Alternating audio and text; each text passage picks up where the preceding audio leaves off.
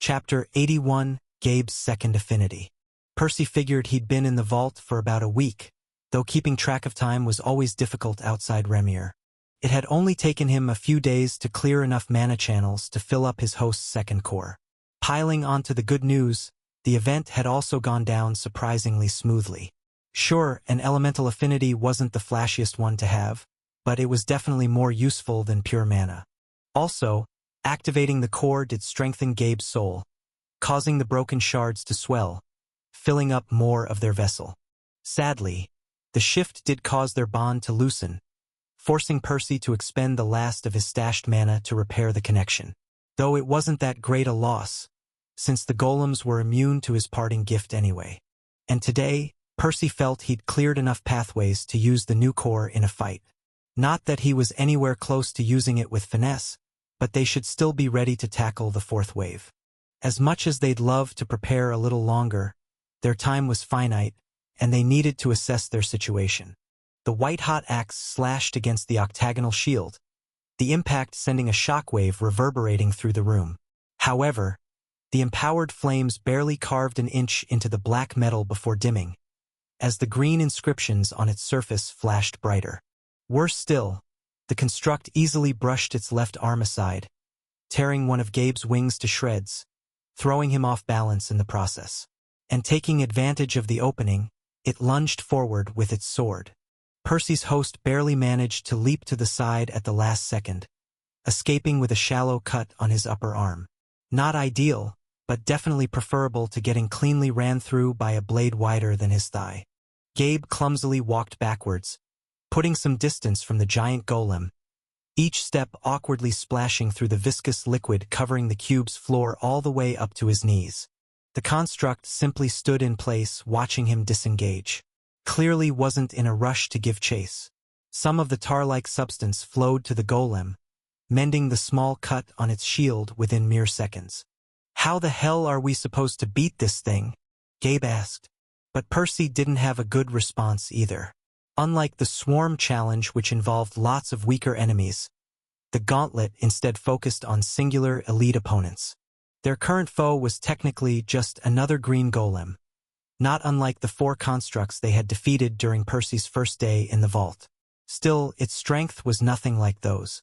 It stood at twice Gabe's height, much like the previous golems, though this one was a fair amount leaner. Its shield was nigh impregnable, even harder than the bodies of the last ones, while its speed was nothing to scoff at either. Percy estimated it was faster than the Starry Soldiers back on Remir. Plus, this was still only the 4th wave. He wasn't looking forward to whatever monstrosity the challenge would throw at them during the 6th one. To make matters worse, Gabe's kit wasn't as well suited to this challenge. Sure, his bloodline and blessing did augment both his offense and defense to a degree, making him much stronger than the average green core. That said, these advantages couldn't compare with the boost to his endurance, which was what had ultimately carried him through the other one. And these challenges had clearly been designed taking into account that most of the vault's surviving mortals were bred elites. "I guess we expected as much. At least this one doesn't seem to have any ranged attacks," Percy said. "Should we pull out our secret weapon?" Gabe wrinkled his nose. "Normally, I wouldn't be keen on letting somebody experiment with my body, playing around with new spells in the middle of a fight. Certainly not against such a monster. But I suppose I'm dead anyway, unless we can get this to work." "Are you sure you won't make things worse, though?" While Gabe would have to figure out how to use his second core by himself after his guest was gone, they had agreed to leave Percy in charge of the new affinity for now. "Well, I'll do my best to not get in your way at least. I'll focus on supporting you," Percy said. Nodding, his host prepared the wings again, taking to the air. Reinforcing them with mana from his first core, he dove down towards their opponent. The golem raised its shield to block with practiced ease, though it was in for a small surprise this time.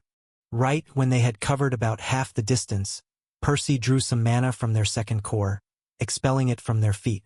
The maneuver was a little rough around the edges, but it did work as intended. Picking up speed, they arrived a moment sooner than the construct was expecting, as Gabe delivered another brutal blow. Like before, he failed to deal much damage, but he did land the attack at an angle, deflecting the shield to the side as he spun, opening the way for a second slash right at the golem's neck.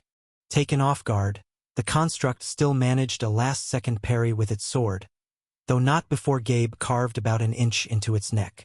The golem was even forced to take a step back. Sadly, the wound wasn't nearly deep enough to cause any lasting damage.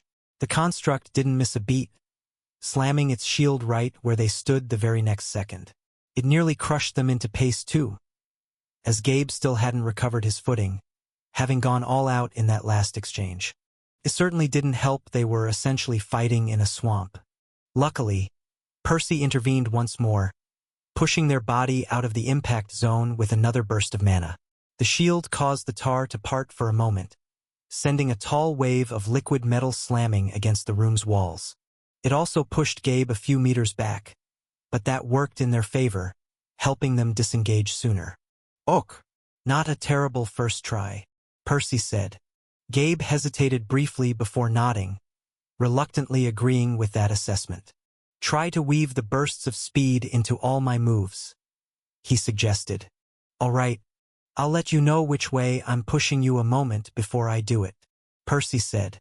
Repeating the same sequence, Gabe dove against the golem once more, with Percy accelerating his descent behind the scenes.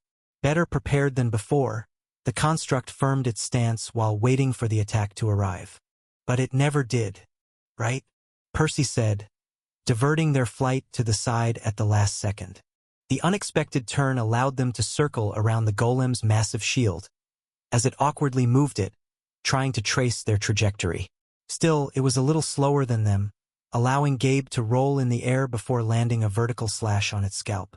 Before he had the chance to split its head open, the shield was finally in the way to resist the attack, but Percy wasn't going to let their opponent have its way. "Down," he said, adding momentum to his host's cleave. Swinging the shield up, the golem managed to throw them off by the time they'd cut about a third into its face, right around where the bridge of its nose would have begun if it had one. A wave of disappointment overcame the duo, though it faded once they noticed their opponent's inability to follow up with a counterattack. It was still on its feet, but the last blow had obviously done something. Not wasting the opportunity, Gabe tried to land another blow with his second wing. Forward, Percy released more mana from their back, clearly on the same page. The burst of wind was more modest than the ones before. Their second core's lower grade, coupled with Percy's inexperience with the air affinity, had already dried out their reserves. In fact, Gabe wasn't doing much better with his first core, having already exhausted most of his fire mana during the previous attack.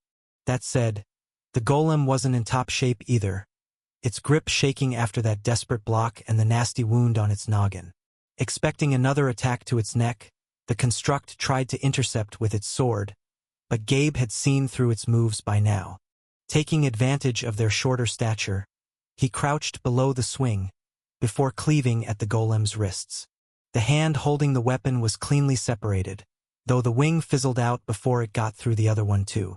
As the heavy chunks of metal landed in the liquid, they sent a tall wave towards Gabe. A second one also rose when the construct lifted its foot to stomp them. Luckily, the viscous sludge impaired the golem's movements as much as it did Gabe's, if not even more so due to its increased bulk.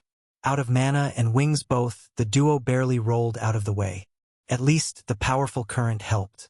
However, the golem didn't stop after the first step.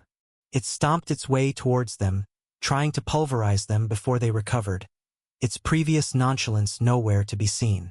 The scene might have looked a little comical to an outsider, but neither Gabe nor Percy were in the mood to laugh, as they frantically dodged the golem's furious footfalls, trying to sneak in a few breaths in between.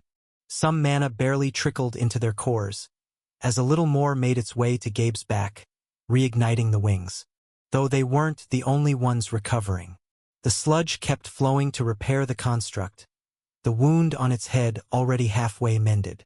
In fact, Percy didn't miss how the discarded sword had already melted down, as the severed hand and weapon were already reforming on the golem's arm. It was currently little more than a broken shard attached to a hilt, but it wouldn't be long before it was back to its former glory. Suffice to say, Gabe had no intention of letting his opponent complete its recovery. "It's all or nothing," he said, getting a mental nod back from Percy. Leaping back to avoid another stomp, Gabe tensed both calves, before springing forward like a coiled cobra, bolting through the space between the golem's knees. And using whatever air mana he'd managed to recover, Percy added to his host's momentum, as the latter reinforced his wings once more. The duo knew they wouldn't get through their foe's defenses had they aimed for its torso or head, so they hadn't bothered trying. Their current goal was to... The golem's shield was already on its way down, in a last-ditch effort to crush the pesky vermin by its feet before they completed their stunt. But it was too late. It wasn't just the shield, but the construct's entire upper body that landed in the black tar. It raised the tallest wave yet, submerging Gabe, who was still in the process of climbing back to his feet. The golem squirmed, trying and failing to right itself. The liquid rushed to repair it, dirtying its previously polished surface with sludge. Gabe and Percy were out of mana again, though time was on their side for once. They estimated they would recover long before the construct did. And sure enough, they were able to finish the golem a couple minutes later without any surprises. "And you said we need to beat 2 more of these things?" Percy asked grimly. Gabe grimaced too, before nodding. "2 stronger ones." Chapter 82, Fifth Wave. "Any progress with that book?" Percy asked. Another week had passed since their narrow victory against the 4th wave, though they had yet to challenge the 5th one. Acknowledging their inadequacy, they hadn't been in a hurry to move on, taking their time to get stronger, as they fought against the same opponent again and again. Challenging a previously beaten wave didn't reward any credits, but it was still good practice, letting them hone both their magic and their teamwork.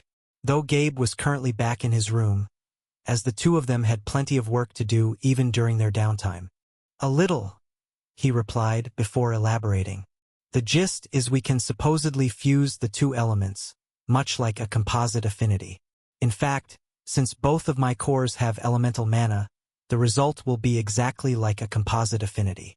However, there are a few complications." "Such as?" Percy asked. "Well, if you have a composite core, the 2 types of mana merge automatically inside it, without requiring any effort from its user. In my case, I'll have to expend a lot of willpower to replicate that feat," Gabe explained. "But there's 2 of us. Shouldn't that make it easier?" Percy asked. However, his host shook his head. "That's actually a bad thing. It makes it harder to blend the mana if there are 2 separate minds in charge. Also, the mismatch between my core's grades and the fact that only my fire mana is enhanced by a blessing will create an imbalance of power." Percy frowned. If this was true, they'd struggle to get the trick down in time. A possible solution was for Gabe to learn how to use his air magic by himself, but that would put too much pressure on him during the fight. Percy knew firsthand how difficult it was to keep track of 2 cores at once. Could easily take his host a couple months to get there, especially since Gabe was in charge of the wings too. "The wings!" Percy exclaimed. "What about them?" Gabe raised an eyebrow. Percy grinned. "Perhaps we don't have enough time to master the Morais art, but I have another idea to give us an edge in the 5th wave." The golem stood motionless at the other end of the room, its cold gaze locked on Gabe. It looked exactly like the previous one, though its shield had been replaced by a second sword. On paper, that should mean it had sacrificed some defense for the sake of offense, but Percy doubted that was the case. "I bet it's even better at parrying," he noted, getting a nod back from his host. That said, the 2 of them weren't the same as a week ago either. Percy had improved the most, having cleared plenty more channels and grown far more proficient with air mana. He'd even briefly considered working towards circulation, though he'd quickly shot the idea down. Meeting the requirements of the refined spell would take him way longer than they had. Oblivious to his guest's thoughts, Gabe summoned his wings, before readying his stance. Ironically, he was the one who'd improved the least, despite being the actual owner of the second core. Still, he'd grown more accustomed to fighting alongside Percy against the elite golems. "Give it a try," he suggested. Percy acquiesced, focusing his senses on the flow of ambient mana. He'd already experienced Gabe's bloodline ability before, having briefly taken command of the wings back during his first day in the vault. However, his plan was to do something slightly different today. The idea was fairly simple. The only reason Gabe's wings manifested out of flames was because of his original affinity. Now that they possessed another core, there was no reason why they couldn't dig even more value out of the bloodline. Indeed, Percy identified a portion of the ambient mana being ignited at Gabe's back.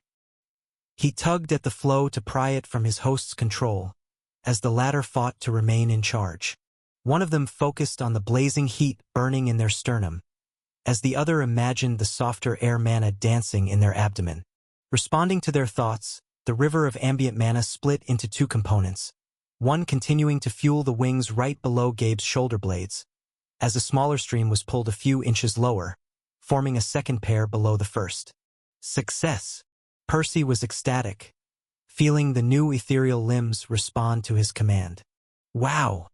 I can't believe this actually worked, Gabe said. Percy sensed some mixed feelings from his host. The latter was happy he could use his bloodline with both cores at the same time, though he wasn't looking forward to juggling all these tasks by himself in the future. But this wasn't Percy's problem. Focusing back on the new wings, he quickly noticed they were both smaller and weaker than the other pair. It made sense. While the ability was fueled by ambient mana, its strength was correlated with the corresponding core's grades. Percy's control was a little clumsy too, but it would have to do for now. After spending a few minutes to adjust to the new appendages, the two looked back at the construct. It was still patiently waiting for them to make the first move. "I'm going in," Gabe said, flapping his wings once, soaring halfway to the ceiling. Meanwhile, the second set remained folded behind their waist. Percy didn't want to interfere with his host's movements, so he'd reserve the new limbs for a time when they actually needed them. For now, he simply augmented Gabe's speed the good old way. That said, their cooperation had grown a lot more refined over the past week. The air mana flowed underneath Gabe's wings, giving him an even greater boost than if Percy had tried to propel their body directly like before. And just like that, they dove upon the golem, finally beginning the battle. Surprising no one, the construct raised its swords to parry the white-hot axes, before trying to land a blow of its own. Gabe ducked and weaved to dodge the colossal blade by a hair's breadth, as he tiptoed around the golem, looking for an opening. The construct was even faster than the previous one, but Percy expertly unleashed small bursts of air around their body, elegantly augmenting his host's every move, using the minimum amount of mana each time. Two figures, one man-sized. The other colossal danced amidst the flurry of slashes, the black ones parting the viscous tar in their passing, as the white-hot ones raised the temperature to a dangerous level. The axes were even hotter than before, with Percy's air mana adding more fuel to the flames, while sharpening them and accelerating them further than Gabe could manage on his own. By now, their skin was blistering and peeling, as a red sheen coated the obsidian golem. Every now and then, the weapons collided, sending loud shockwaves bouncing around the walls of the cube, throwing the previously calm surface of the swamp into turmoil. No side seemed to gain an advantage, as neither combatant managed to land a single blow. At least, that was the case until Gabe and Percy's mana was exhausted a minute later, leaving them at the golem's mercy. A massive sword descended, its edge sinking halfway through the floor. Though Gabe was already a few meters back, Percy having saved their asses with the first flap of their new wings. The golem returned to its default state, giving them a chance to recover. Percy had yet to fully understand what the condition was for the constructs to bother chasing. His best guess was that disarming it would do the trick. "Do you want to keep going like this?" he asked his host. While they seemed equally matched with the golem at the moment, they possessed an advantage their opponents sorely lacked: the ability to grow. Right now, they could only use their newer limbs as a way to disengage, but it wouldn't be long until they weaved them into their fighting style. Plus, it would only be a matter of time until they grew accustomed to the golem's movements too. "Sure," Gabe shrugged. "Let's take it nice and easy with this one." Chapter 83 Moment of Truth. Cube. Start the Gauntlet Challenge. Green level. User ID 004527945512. Authorization granted. Starting Gauntlet Challenge, green level. The user has already cleared Wave 5. Do you wish to resume at Wave 6? Warning. Wave 6 contains a far more powerful opponent. Are you ready for this? Gabe asked his guest. Another month had passed since they first cleared the last wave, breaking Percy's record for the longest-lived clone, and by a huge margin at that. By now, they'd already grown rather skilled at seamlessly weaving their two types of mana and both sets of wings into their fighting style. Though their strength was beginning to plateau, the only avenue that still left them a lot of room for improvement was mastering the Morai's trick, fusing their affinities into one. Gabe and Percy had actually made some progress in that department, but the result wasn't quite ready to be relied upon during the fight. Go for it, Percy replied. Yes, Gabe spoke out loud. Choice confirmed. Wave begins in 18 writs. While it would have certainly been more prudent to wait longer, the two were already running out of time. Despite their relatively healthy body, Gabe's recent promotion, and the crazy amount of soul mana Percy had invested, the patches holding their souls together were finally beginning to come undone. Their most optimistic estimates gave them a few more days together, though they figured it was best not to cut it too close. Wave begins in 12 writs. All in all, they weren't particularly happy with their odds, but it wasn't like they'd miraculously get stronger if they held on for another day or two.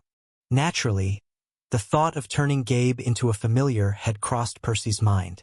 While his stingy host wasn't always the most pleasant to be around, Percy had still grown fond of the jellyfish person after spending so much time fighting alongside him. That said, he'd rather not resort to that before exhausting all the alternatives. While Percy had never regretted creating his crow familiar, the jury was still out on whether he'd done right by the original Mickey, as his pal had yet to recover any of his old memories. Wave begins in 6 writs. Not to mention the personal cost involved with his secret art. Perhaps he could get Orin to take care of him for a few weeks if he ended up in a coma again, though he wasn't looking forward to explaining everything to the alchemist afterwards. Then there was the question of whether he'd even find a suitable body for Gabe in the middle of the guild. I'll only do it if we're out of options. Wave begins. May your challenge be successful. Black metal poured down the cube's walls once more, the level of the liquid rising to Gabe's knees soon enough. Only then did a blob of sludge swell on the floor about a dozen meters in front of them, as their latest opponent started forming. Of course, Gabe and Percy had tried attacking the golems in this vulnerable state in the past, but they'd only wasted their time. Despite the cube's words, the challenge wouldn't officially begin until the construct was done taking shape. Not that it took very long, as the new golem stood tall before them mere moments later. This one had 2 pairs of arms, reminding Percy of the natives on Huehue. Each of its 4 hands held a curved saber, their edges fanning out in a ferocious stance, tilted slightly towards Gabe. Even more unsettling was the construct's gaze, which seemed no less piercing than its weapon's tips, flooding the room with a palpable sense of oppression. I have a bad feeling about this. Percy didn't wait for the golem's inscriptions to finish lighting up, hurriedly pulling the ambient mana towards their back. Following his lead, Gabe did the same, as the stream split off, coalescing into 2 pairs of nascent wings. The upper ones were the widest and most majestic, made of scorching blue flames. The others were more modest, elegantly crafted out of swirling gusts of wind, carrying a faint green tint. In any case, it was a good thing they hadn't waited. This time, the golem didn't give them the chance to attack first, seizing the initiative instead. It pounced towards them like a tiger, a short-lived crater forming in the swamp where it had stood just a moment ago. Its visage rapidly enlarged in their vision as it flew mere inches above the black substance, 2 of the sabers carving waves into the formerly serene surface of the liquid metal. As for the remaining pair, they were crossed in front of the golem's face, clearly impatient to taste Gabe's blood. Flapping all 4 of the half-formed wings, they barely managed to escape diagonally to their right, though not before losing both left wings and getting a nasty cut below their ribs. What the hell? Percy moved their bottom right wing opposite the upper right one, to balance it out. It was a nifty trick they'd come up with in the past few weeks, taking advantage of the fact their wings weren't actual body parts, allowing them to be shifted around somewhat freely. Their flight was a little lopsided, but hovering for a while longer wouldn't be an issue. "I suppose this one won't let us recover between rounds," Percy said as they rose higher, putting more distance from the ground. "Gosh, what a stupid move to change the golem's tactics without warning," Gabe groaned. Had the gods in charge made the previous constructs passive out of kindness? Or had it all been a ruse to lure challengers into a false sense of security? Either way, their trouble had only just begun. Before the severed wings were done recovering, the golem tilted its head up, its eyes flashing a shade brighter, sending a chill down their spine. Then, it moved again. It tossed its sabers in well-spaced intervals, the colossal blades spinning as they sliced through the air towards them. Even in his current state, Gabe didn't have much difficulty maneuvering around the projectiles, but that was beside the point. The shockwaves Percy had expected to hear never came, the weapons spluttering into blobs of liquid the moment they made contact with the cube's sides, rolling down the smooth walls. And the sludge constantly flowed to the golem's feet, its sabers reforming one after another, ensuring the construct would never run out of blades to throw. "Shit, it's going to tire us out eventually," Percy noted. The barrage was a lot more forgiving than the rain of needles in the swarm challenge, but it seemed like it could go on forever. While the wings didn't use up any of Gabe's mana, keeping them active and flying around was still mentally taxing. "I guess we have to go on the offense." Gabe shrugged. "Yeah, I suppose that was the plan all along." Percy nodded. "It's not like we can get the reward you need by dodging." Their wings had recovered by now. They took a moment to rearrange them into their original configuration, before circling the golem cautiously. The good news was that the moment it threw each of its weapons, it was left with just 2.5 sabers, giving them a slight opening to attack. Though it wouldn't be long before the construct was back to its top shape. "Let's use all our mana at once," Percy suddenly suggested. "There's no sense in rationing it, as it won't give us a chance to disengage anyway." Gabe raised an eyebrow. "But what if we fail? We'll be completely defenseless," he protested. "You can still verbally terminate the challenge, can't you?" Percy reminded him. That was how Gabe had tried to escape from the swarm challenge when things had gone downhill, though he'd been a moment too late, leaving him riddled with fatal wounds by the time Percy found him. "Right, okay, I'm going in," the former replied. As soon as they dodged the next incoming saber, Gabe reinforced the upper pair of wings with fire mana, turning them white before flapping them. Percy mirrored the motion with the lower pair, while also skillfully distributing the air mana throughout their body. Their vision blurred for a moment, but they'd done this so many times in the past month they didn't need to see where they were going. Reaching the golem, the first of their blazing axes cleaved at its neck, leaving a distorted afterglow in its wake. The concentrated mana burst into a wave of force and heat upon impact, spreading outwards from the point of collision. Gabe had to actually close his eyes to shield them from the flash, rendering the duo unable to gauge the extent of the damage they dealt. Still, they felt their opponent's sabers bend and crack, though the attack ultimately failed to pierce through. But that was okay. The second wing was just behind the first. This one finished the job, as shards of metal flew in all directions, the white blades slicing through the damaged weapons before delivering a diagonal slash on the golem's torso. The construct staggered, its inscriptions even dimming for a moment, but it didn't collapse. Soon, the runes on its polished surface shone brightly again, as it swung the broken sabers towards Gabe. Percy slammed the second pair of wings against one another, right in front of their chest. The burst of wind pushed them backwards, letting them narrowly dodge the fragmented edges of metal thirsting for their flesh. C-Cube, abort wave, end challenge. Gabe barely got the words out as the golem was already airborne, falling rapidly towards them.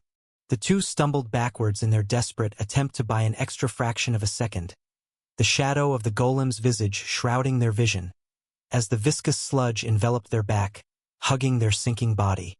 Their pupils widened as they stared in horror at the colossal fist just inches from their face, about to smash their head open like a watermelon. Chapter 84, Persistence. The sickening sound of their skull cracking never came. Gabe thought it might have already happened, too fast for them to register. But Percy had experienced enough deaths to be confident this wasn't it. Still, they held their breath, remaining motionless under the surface of the dark swamp, unsure whether the challenge had stopped in time, or whether the golem had simply lost track of them. It was most likely the former, but neither of the two was feeling brave enough to check. Sure enough, the liquid's level dropped soon, draining into the floor, exposing their body once more. Only then did they reluctantly open their eyes, before bursting into labored breaths a moment later, their chest heaving up and down. "Well, that sure sucked," Gabe said. "Next time we fail, and there will definitely be a next time. Please say the words faster." Percy berated him. Gabe didn't respond, focusing on refilling his cores for a while. Only after they'd fully recovered did he speak again. "How are we going to get through this?" Sadly, Percy had no good answer for his host, feeling just as lost. Of course, they'd encountered many difficulties during the previous waves too, but they'd had plenty of options at the time. They'd adjusted their tactics, honed their cooperation and magic, or grown more used to their opponent's moves. This time, things weren't as simple. They had no idea how to improve enough in the next couple of days. Plus, the golem's response had been too fast to read. They'd basically attacked it blindly, at a speed they could hardly even grasp. Yet that hadn't been enough. It had parried their offense rather easily. Despite going all out, they'd barely broken through its defenses, and even then, it had deflected the trajectory of their slashes enough that they'd no longer posed a threat to its integrity. "You're not going to like this, but I suggest we keep doing the exact same thing and hope we get lucky," Percy said. Gabe's jaw slackened. "That's the shittiest plan ever," he complained. But Percy shook his head. "It's all I've got. Feel free to suggest something better." Gabe groaned as he pushed himself up, his body hurting all over. While they'd healed perfectly after the swarm challenge, they'd accumulated a lot of new injuries over the past few weeks. The peculiar thing was most of them had been self-inflicted. While he and Percy had done a commendable job dodging most of the golem's attacks, the intense heat of their own spells had caused plenty of nasty burns all over their skin. Naturally, mages possessed high innate resistance to their own magic. That said, Gabe's blessing and bloodline already pushed his spells close to his limits. Adding the extra air mana into the mix, and the flames had grown a little too hot for comfort. Unfortunately, beggars couldn't be choosers. They'd needed every bit of firepower to even get this far. Plus, although Gabe had been forced to splurge a few credits on ointments and other remedies, to his great dismay, none of these injuries were life-threatening, so they'd chosen to endure them. "Let's do it then. I haven't gone through all this crap just to fail at the last juncture," he said resolutely. Soon, they began the challenge anew. Knowing what to expect, they'd already prepared beforehand, waiting for the golem to toss a couple of sabers their way, before diving in for an attack. Again, the clash had been too quick and far too hectic to fathom, though it had gone slightly better than the previous one. While the construct was still alive, this time it had lost two of its arms. Perhaps this would have been the perfect opportunity for Gabe and Percy to finish it, if they had any mana left, which they didn't. "Cube, abort challenge." The former spoke with a heavy heart once more, not giving their opponent the chance to retaliate. And about half an hour later, they went for their third attempt, managing to land a good blow on the golem's head, slicing a corner off. In fact, the injury had even left it disoriented for nearly half a minute, making them think this was their lucky break. Unfortunately, just when they repaired their wings enough to go for the finisher, the golem attacked, nearly beheading them before they hurriedly ended the challenge. "Again," Percy said. This time, they tried to sneak up on the golem from behind. To their great horror, they discovered it possessed eyes at the back of its head too. Not only that, but it could easily spin its arms around, causing the clash to go no better than the previous ones. Fifth attempt. Abort. Sixth. Seventh. 10th. Abort. Abort. Abort. Gabe was sitting by the side of the cube, resting against the wall. They'd recovered a few minutes ago, but they weren't in a rush to try again. Verbally terminating the challenge and restarting whenever it suited them might seem like a great loophole, and it was, to an extent, yet it wasn't without cost. Recovering their mana between rounds wasn't difficult, but they had no way to heal their wounds. By now, Gabe was a complete mess, his skin peeling and bleeding, his flesh battered and sore, not to mention the risk of incurring much more serious injuries with each attempt. 2 tries ago, they came this close to losing an arm, narrowly getting away with a nasty gouge on their shoulder. And Gabe couldn't just ask for more life mana if they succeeded. He needed the soul mana, and he seriously doubted the cube would be generous enough to give him both. Also, they were running out of time. Fast. Percy could feel the patches falling apart one after the other.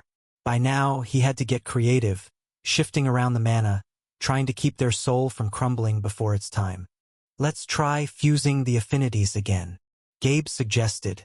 I know it's a long shot, but it's the only thing we haven't tried. Percy considered it for a few seconds. It's more than a long shot.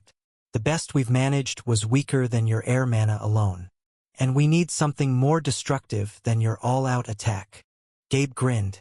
As a wise man once said, feel free to suggest something better. Fine.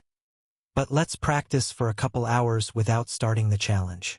No sense in testing a new spell while having an angry golem trying to slice us into strips.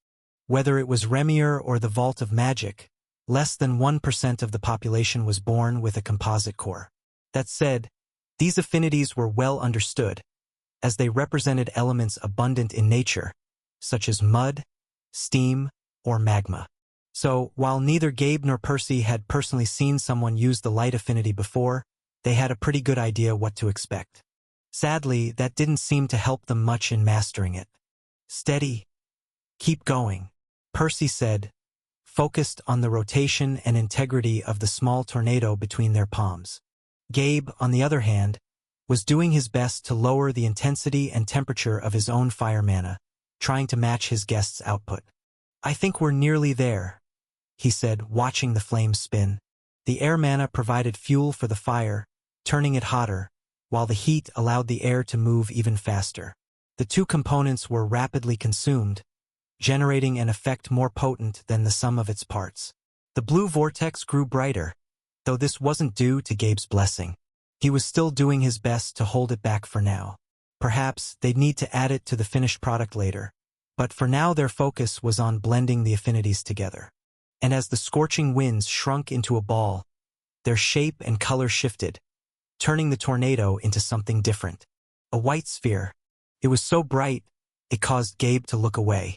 In fact, it seemed even hotter than his strongest flames, though it had lost much of its substance, turning matter into pure energy. So far so good. Percy nodded. He couldn't help but salivate over the prospect of fusing his own mana back home. He knew it would be harder as neither of his affinities was elemental, which meant their fusion was inherently unstable. Still, the Morais books suggested it was possible. Stop daydreaming and focus on the sphere. Gabe snapped him out of his thoughts. Right? Percy replied as his attention returned to their project.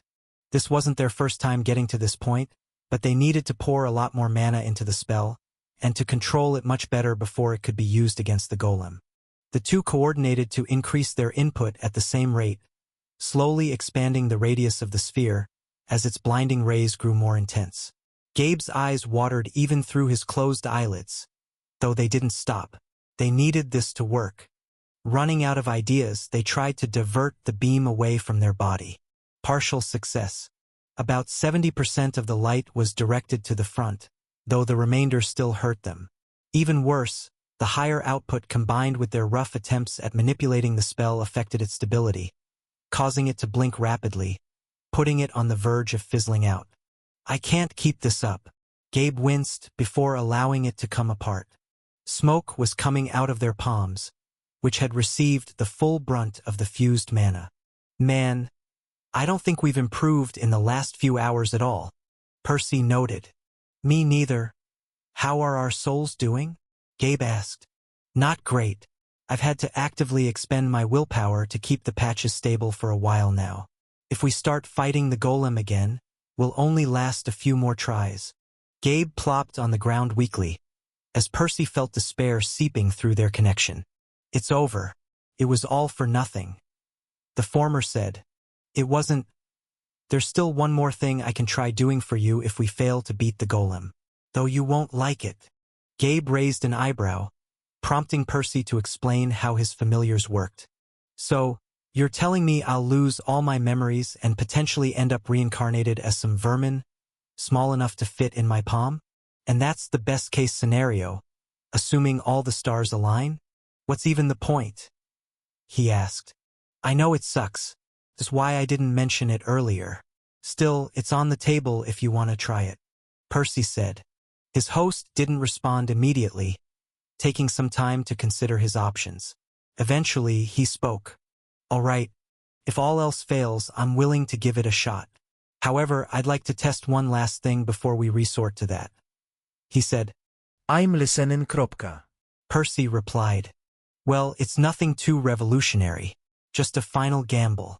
So far, we've split our efforts between making the spell powerful enough to damage the golem while also controlling it to keep ourselves safe.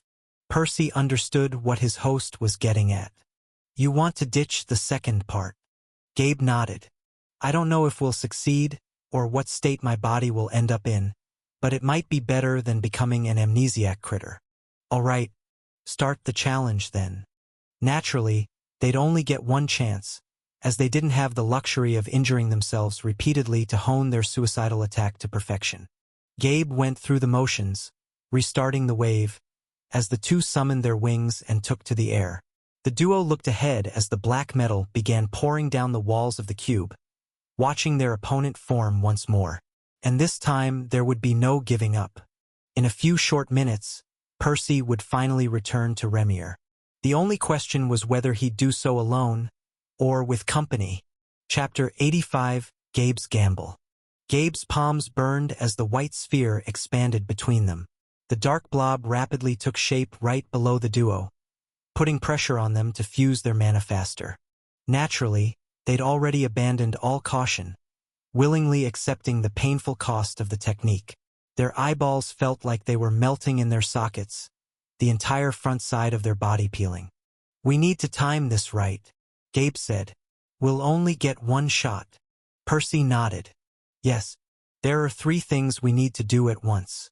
We have to push the rest of our mana into the sphere, while at the same time unleashing your blessing to raise the temperature even further. Meanwhile, I'll try to direct as much of the explosion towards the golem and away from our face. Make those 4 things then. Let's also try tossing our wings into the mix. Even if the ambient mana fails to add to its strength, it might shield our body from some of the damage. With the plan set in stone, the duo held their breath, focused on their opponent's form. Of course, they couldn't gaze at it directly, as their head was tilted away from the radiant star thrumming between their hands, but they could still observe it through mana sense. The vague outline of green finally finished taking the shape of the golem, complete with 4 sabers tightly grasped in its fists. Not wasting a moment, the two rushed to their tasks before their enemy started hurling weapons at them. First, they stopped flapping the wings, only slightly adjusting them to maintain their orientation, allowing themselves to fall closer to the construct. Pushing all the mana out of their 2 cores, they let it gush through their channels, soon flooding the spell with an influx of fuel, causing it to burn brighter than ever before. The golem finally reacted, tossing the first saber towards them. But they were ready for that. They dodged with a quick flap of their upper wings, before returning to their previous position using the second pair. Next, estimating they were already close enough to the golem, hardly 3 meters away, they finally folded all 4 wings to their chest, dipping the tips into the sphere.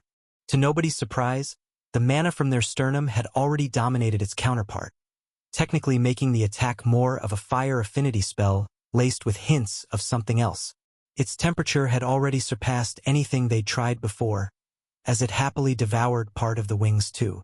They heard the golem throw another blade, but they didn't care.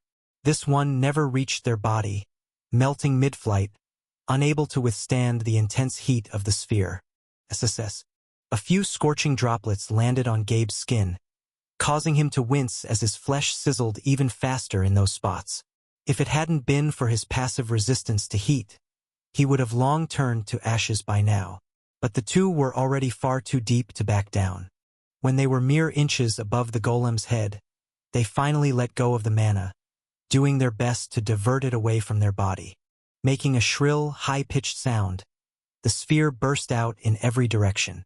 The shockwave itself wasn't that powerful, as the spell's focus was its luminosity and heat. The last thing Gabe and Percy saw through their closed eyelids was a flash of white, as a warm trickle rolled halfway down their cheeks, before evaporating. They could also tell when their left hand literally crumbled into dust. The entire front side of their body felt like it was dropped on a frying pan. Yet, despite all the pain and worry, Percy couldn't help but feel some fleeting pride over the sheer power of the spell he'd just helped cast. It had truly pushed the upper limit of what a green core should be capable of. That said, his status remained silent, as this wasn't something he could reproduce on his own. Though, had he been the one responsible for naming it, he did have an idea what to call it. The light affinity spell Collapsing Star. Luckily for them, the viscous tar coating the room's floor cushioned their landing, sparing them from further injuries. Of course, the bubbling liquid was rather hot to the touch, but it couldn't compare to the attack they'd just eaten to their face, though it did aggravate their burns some more. Sinking to the bottom, they remained motionless on the floor, waiting with hope for their victory to be announced. And soon enough, the viscous metal was drained out of the room, as the soulless voice spoke again. Congratu. Cleared. Rewards. The two had some trouble making the words out through the ringing in their ears, but there wasn't any question as to their contents. Oblivious to Percy's thoughts, the system kept speaking. Awarded. Current. Wave. Bonus reward. Request. Limited. Gabe, you're up. Percy prodded his host after realizing he'd remained silent for a few seconds too long. What happened? The latter asked, apparently only now regaining consciousness. We've done it. Get it to heal you. Remember to ask for the soul mana first, Percy advised. Gabe tried nodding, but even this slight motion hurt. Heal my soul and my body. He spoke in a hoarse voice, evaluating request. Percy sure hoped the cube had heard the message clearly. It would be so stupid to fail at the last stretch because of a simple miscommunication. Luckily, his worries had been misplaced, though the response wasn't the ideal one. Not that they heard it in its entirety, but they still made out the gist of it. Evaluation complete. Outside parameters. Only eligible. One type of mana. Prioritize soul? It's your call, Gabe. My offer is still up. What do you want to do? Before coming to the vault, Percy had no intention of creating a second familiar anytime soon. While he'd grown somewhat used to having two connections at the same time, it would inhibit his ability to send out more clones for the foreseeable future. Of course, it would be worth it if it was part of his project to get a Starry Wasp familiar, but that wasn't on the table right now. Sadly, he had no idea how to get his hands on a suitable egg. Still, he wouldn't abandon his new friend for his own convenience. What do you think about the state of my body? The latter asked. Naturally, Gabe understood his own physiology better, but he knew Percy had possessed dozens of dying bodies in the past. Evidently, he could use a second opinion. Percy remained silent for a few moments, considering it. Every now and then, he tried moving a muscle, gauging the condition of his host's various body parts. I don't think your wounds are quite lethal, but they aren't exactly minor either. I'm sure you've noticed some of the most egregious injuries already. Gabe sent a mental nod back. He'd lost both eyes and one hand. What wasn't as clear was whether the remaining limbs could be salvaged. Even if they could, the numerous burns on his body would easily take several months to heal. At first, Percy had thought his friend could just look for a mortal with the life affinity to heal him, but Gabe had already explained that was unlikely to work. Mortals in the vault were highly competitive, as the available resources were limited. There was no sense of camaraderie between them, plus the gods liked things this way, as it helped them cultivate the strongest ones. Sadly, Gabe would only have himself to rely on. Worse still, his next opportunity to fix his body was decades away at best. Even if he mastered the rest of his arsenal after Percy left, he couldn't reach the 12th wave in either the Swarm or Gauntlet Challenge. Probably not even if he'd been healthy. Certainly not in his current state. Plus, getting into Magiscript would be much harder now that he was both blind and crippled. In fact, advancing to Blue didn't exactly guarantee he'd clear the 6th wave either. It was entirely possible he was stuck like this forever. I'd still rather give this a shot. I don't think reincarnation is my cup of tea, he spoke after a while. Percy didn't say anything, respecting his host's decision. Heal my soul, the latter said. By now, the ringing in their ears had subsided somewhat, letting them hear the cube's next words more clearly.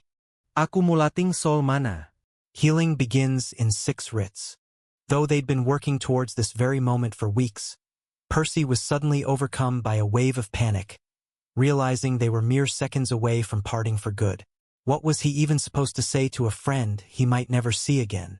A crisp sound broke him out of his thoughts, as something soft brushed through the air. The familiar feeling of a cool droplet landing on their forehead was soon followed by a refreshing sensation spreading through their soul. Wherever it passed, the cracks in Gabe's soul rapidly closed. Not wishing to waste their last few moments, Percy said the first thing that came to mind. I'm so sorry for leaving you behind in such a shitty state. Perhaps he should have gone with something more positive, but he did feel strongly about this.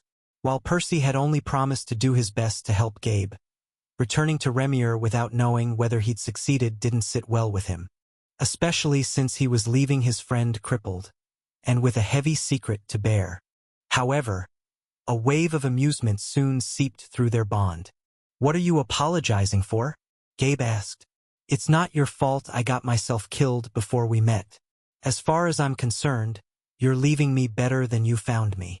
Another droplet fell, causing Percy's soul wisp to recede even further down the mending cracks. The patches he'd been struggling to hold together continued to fizzle out, no longer required. And as he started getting pushed out of the vessel, Percy noticed the pull of his main body had grown extremely strong, trying to pry him out of this world. But he wasn't thinking about that. His mind was focused on Gabe's words. Hearing his friend didn't blame him lifted a weight off Percy's chest. Then I suppose the only thing left is to wish you a quick recovery. And who knows? Maybe I'll visit again sooner or later. Gabe chuckled. Huh. As if it's so easy sneaking into this place. Hey, who do you think you're talking to? I'm the sneakiest guy in the universe. Percy snapped back in mock outrage. In fact, all I need is some kind of compass and I can stop wandering around blindly. He was part joking around, of course, though he did mean what he said. Percy fully intended to find a proper way of navigating the cosmos eventually. There already were 1 or 2 places he'd like to return to, and he was sure there would be even more in the future. And just like that, the 3rd droplet landed, the divine mana soon sealing the last few injuries in Gabe's soul, pushing Percy out.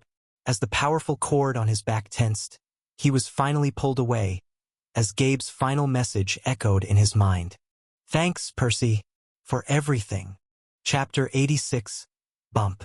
The moment Percy was dragged out of Gabe's body, and before he had the chance to pick up much speed, something strange happened. Bump. What the hell was that? Did I hit something? Or did something else collide with me? It was weird because the only things he had ever interacted with in this disembodied state had been other souls. Plus, it had always been him running into them, if not intentionally then at least knowingly. Though he didn't think much of it, continuing on his way to Remir, not feeling any different after the collision. Instead, his thoughts were occupied by his recent experiences in the vault. While the place was positively rich with magical secrets, Percy had only managed to scratch the tip of the iceberg. Magiscript was arguably the vault's most valuable art, but he had lacked the funds and the time to study it too deeply. After all, he couldn't have asked his dying friend to waste his limited credits on books and tutorials for his sake. That stingy jellyfish wouldn't have agreed anyway. Consequently, Leaving without learning how to inscribe a single rune was Percy's second greatest regret in this trip, only narrowly beaten by the bittersweet ending of Gabe's challenge. However, that was not to say he was without gains.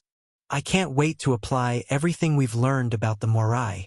And soon enough, the wisp was back in its rightful body, the two sets of memories now blending into each other. The process took a little longer than usual, probably due to the greater volume of divergent memories he had to sift through. In fact, the memories themselves were fine. It wasn't very difficult to logically arrange them.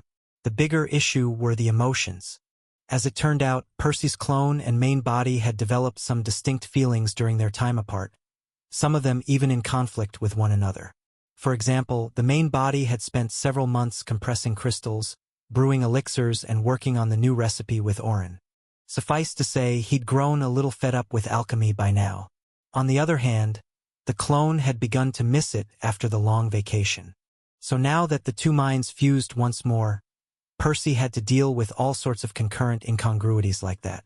By the time he was done, his head was throbbing as he rested weakly on his bed. Only now did he remember it was the middle of the night. The clone's return had woken him up. Well, better than collapsing in Orin's house, I suppose. All in all, there had been plenty of interesting developments on both sides, so Percy planned to spend tomorrow rethinking his priorities. For now, he figured there was no better starting point than reading his status. Percival Avalon. Mana cores. Mana Core 1. Orange. Soul. Mana Core 2. Red. Pure. Bloodline. Clone. Create a copy of yourself. Effect varies by affinity. Spells. Parting Gift, crude. Secret Art. Familiar, crude. Quarterstaff, crude. Glove, crude. Crystallization, crude. Circulation, refined. Decrees. Phoebe's Decree. Grants access to your status. Grants a bloodline. Moirai's Decree. Grants a second mana core. Metatron's Decree. Open a one-way portal to the Vault of Magic at will. Percy's eyes widened upon reaching the end of his status, the new words carrying some shocking implications. When did this happen? He and Gabe had checked their status a few hours before starting the last wave of the challenge. The new decree definitely hadn't been there at the time. More importantly, this was something targeting Percy specifically, having followed him all the way home. It must be what bumped into me right when I was leaving. But what did this mean? Obviously, their secrets had been exposed to the upper echelons of the vault. Their hopes of hiding under the noses of a bunch of gods, while having all sorts of unusual interactions with the vault system, had obviously been way too optimistic. Shit, what's gonna happen now? Am I even safe here? Percy's heartbeat quickened, as all sorts of catastrophic scenarios flashed through his mind. A few minutes later, he realized panic wasn't helping, so he grabbed his shaking wrist to calm himself down. Only now did he register his bedsheets were stuck to his skin, drenched in cold sweat. Let's not jump to conclusions. Metatron has clearly opted for a softer approach. The Titan could have chosen to appear before Percy at any point, forcibly capturing him, or performing all sorts of experiments on him against his will. Instead, he had remained silent, waiting for him to leave before passing him what was essentially an invitation. But why? The guy wasn't some sort of saint. Metatron was a callous man who had crafted one of the most brutal worlds Percy had ever heard of. Why would he care about the feelings of some random mortal? Though, thinking about it from the god's perspective, it did make sense. The most precious thing his clones possessed was the Moirai's Decree. Of course, that was plenty valuable in and of itself, but Percy wasn't sure if Metatron could have snatched it by force. Maybe they could have tried extracting his soul from Gabe and placing it into a different body. However, he wasn't sure that would have worked. Perhaps he couldn't possess another body without using his ability first. Or maybe they couldn't have fused his soul with somebody else's without his consent. Either way, it would have been a gamble. They'd have risked everything to maybe grant one more person a second core. But had they failed, they would have lost their chance forever. However, Percy's main body possessed something far more valuable. The very bloodline making all this possible in the first place. If they could get their hands on him, they could pass the Morai's decree to as many people as they wanted. And who knew what else they could do with it? This is still a gamble on his part, though. The rewards are higher, but so is the risk. Percy could always choose not to go. In that case, Metatron would lose everything. In fact, as much as he wanted to check up on his friend and to uncover more of the vault's knowledge, Percy would be a fool to even consider it. These people treated their own children as disposable experiments. Who would be stupid enough to willingly place themselves at their mercy? But Metatron isn't an idiot. He obviously knows I would feel this way. Just what is his angle? Did he think Percy would eventually get into a situation where he'd have to use the decree? It was possible. After all, he was just a weak mortal. He wouldn't risk his life when he was safe. But what if he found himself cornered by a powerful enemy? Possible death was better than certain death, wasn't it? Did Metatron count on that happening sooner or later? Unless he doesn't even care about that. What if the decree lets him do something else, like invading Remir at will? The possibility sent a shiver down Percy's spine, but he quickly shook his head. Shouldn't be that easy. If it were, Metatron would have taken over the universe already. Besides, even if he could invade, it wasn't like Percy could do much to stop him. He had no idea how to get rid of the decree, and he wasn't selfless enough to kill himself or spill the beans to the divine order. Actually, that might be what he wants me to do. How would the gods react if they were to learn about all this? Perhaps their safest bet would be to execute him on the spot. If things developed in such a way, he might be forced to escape to the vault in desperation. It's best not to do anything rash. I don't think I'm in any immediate danger. In fact, Gabe was the one in trouble. Shit. Gabe. Is he going to be all right? While Percy was by far the most valuable of the two, Gabe was still an important test subject. After all, Percy had already given him the decree. Could his children inherit his second core? If so, Percy could see the vault's gods forcing Gabe to sire a lot of kids. Hopefully the decree doesn't propagate like that.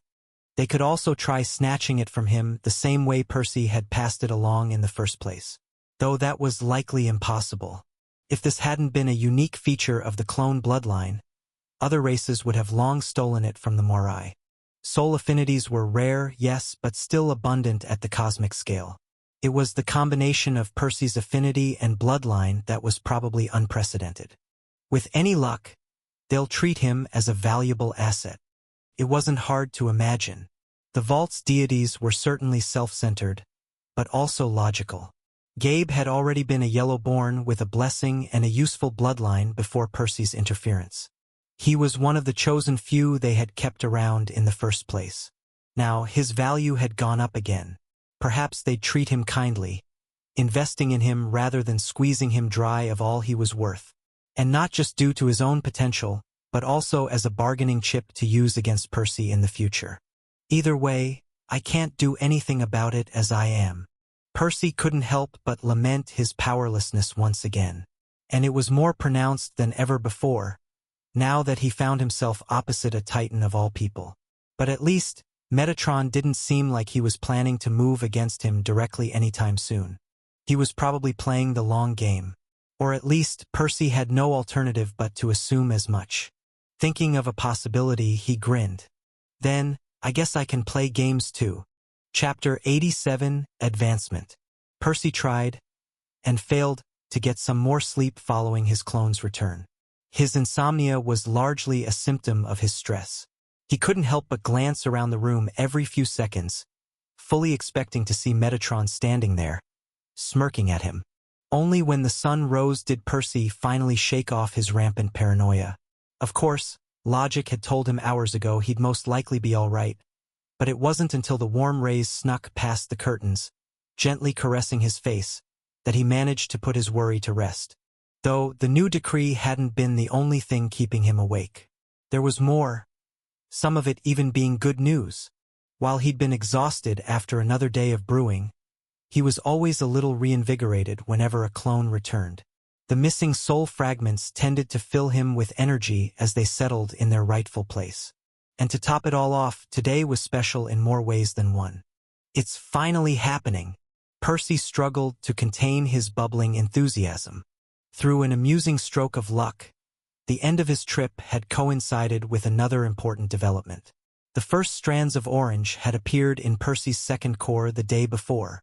Estimating that around 12 hours had passed since the last dose, he sat cross-legged on the bed, before stretching his arm to grab a gemstone vial from the nightstand. Pop, PTUI. Naturally, Percy didn't miss a beat, uncorking it and spitting out the lid with a single motion, gulping its contents down before the cork even landed on the floor. And as soon as the elixir settled in his stomach, he drew some mana from his abdomen, swirling the two substances together with practiced ease. Only when the deattuned beast mana finished bonding to his own did he begin circulating them back and forth to his second core. Percy activated Mana Sense, watching as wave upon wave of mana washed over the crystalline walls. Usually, one didn't need to directly observe the purification process, but he wouldn't miss this moment for the world. Whenever he pulled the mixture inwards, it chipped away at some of the dimmer red segments, causing his abdomen to itch. And every time he pushed the mana outwards, the impurities were the first to go, leaving the ethereal organ a little emptier, though its contents purer. At the beginning, only a single new strand appeared during each revolution. At that speed, it would take several days for the promotion to be completed. Luckily, it didn't work like that, as the purification rate tended to snowball as one inched closer to the finish line. 2 strands appeared together during the 4th cycle, while 5 of them popped up at once by the 10th. However, it was still a bit slow. It's not going to be enough. Percy couldn't help but crack a bitter smile. The advancement was around halfway complete, though the elixir in his stomach was already nearly exhausted. Not that it was the end of the world. Far from it. It just meant he'd have to complete the promotion in the evening. He'd already waited years for this moment. He could wait a few more hours. But it's a little anticlimactic. Accepting it simply wasn't meant to be. He watched the last traces of elixir about to be consumed. Yet, something suddenly changed. At first, a single new strand appeared. It wasn't enough to fill the core by itself, but that was only the beginning. Having crossed some kind of threshold, the newcomer soon attracted its neighbors, as the pure lines of orange mana twisted together, forming a thicker band. And it seemed to exert some influence on the smaller ones, starting a chain reaction. More of them joined together, as the thicker ropes also began attracting one another. Yet there was some final barrier preventing those from merging. They tried to, but couldn't take the last step, causing them to swirl around the organ even more violently than before. Their ends lashed out against the walls of the core, scraping more impurities out. This caused Percy's abdomen to burn more intensely than it usually did after a purification session. Of course, he didn't panic. Having experienced this before, he knew what to expect. As the thicker ropes purified the core, they allowed more of the thinner ones to appear. With nowhere to go, they had no choice but to merge, much like their predecessors had done mere moments ago. The situation kept escalating, until the core was filled with only thick bands before long. By now, the orange color had overwhelmingly dominated the red, leaving no more space for new strands to form. This seemed to push the reaction to its final stage, as the densely packed ropes overcame the barrier, fusing together. The rest happened too fast for Percy to register.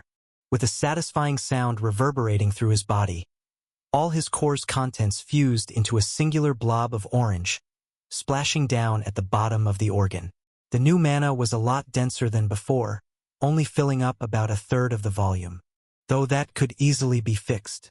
Taking a few deep breaths, Percy quickly replenished his reserves over the next couple of minutes, as a potent wave of vitality washed over his body and soul, elevating every inch of his existence. His senses grew sharper, letting him observe details in the room he'd never quite noticed before. His thoughts became clearer, as time even seemed to slow down a little. But the greatest improvement was to his physical strength, as his muscles twitched, their fibers coursing with new vigor. I'll never get tired of this. Advancing to a higher grade was easily the greatest joy for a mage, comfortably beating even the exhilaration felt after mastering a new spell. It was something most people would only get to experience a few times in their life. Well, highborns like Elaine might do it a couple more, but they also tended to live much longer, so it averaged out. Either way, Percy got to enjoy the rare privilege of going through each milestone twice. And it hasn't even been 5 years yet. The thought reminded him to grab a bowl of cyan powder he'd prepared on the nightstand before going to bed. Dripping a splash of water from a nearby cup, he hastily mixed the two materials into paste before downing it. It hadn't been that long since he began using the miraculous substance, but it had already proven its worth, having shaved several months off his advancement time. In fact, he'd probably just set a brand new record, unbeknownst to anyone, for the fastest promotion on Remier. Furthermore, it would probably become even more effective when he and Oren finalized the new recipe, fully integrating the cyan powder into the elixirs. Something they were extremely close to doing. But not today. Percy had already notified his mentor he was going to take the day off. After all, he had a new toy he couldn't wait to play around with. And it wasn't even just for fun. He did need to get used to how his spells felt after the advancement, to avoid any surprises in case he ended up in a fight. Furthermore, this promotion would have a significant impact on his ability to condense the crystals, hopefully letting him produce more of them per day.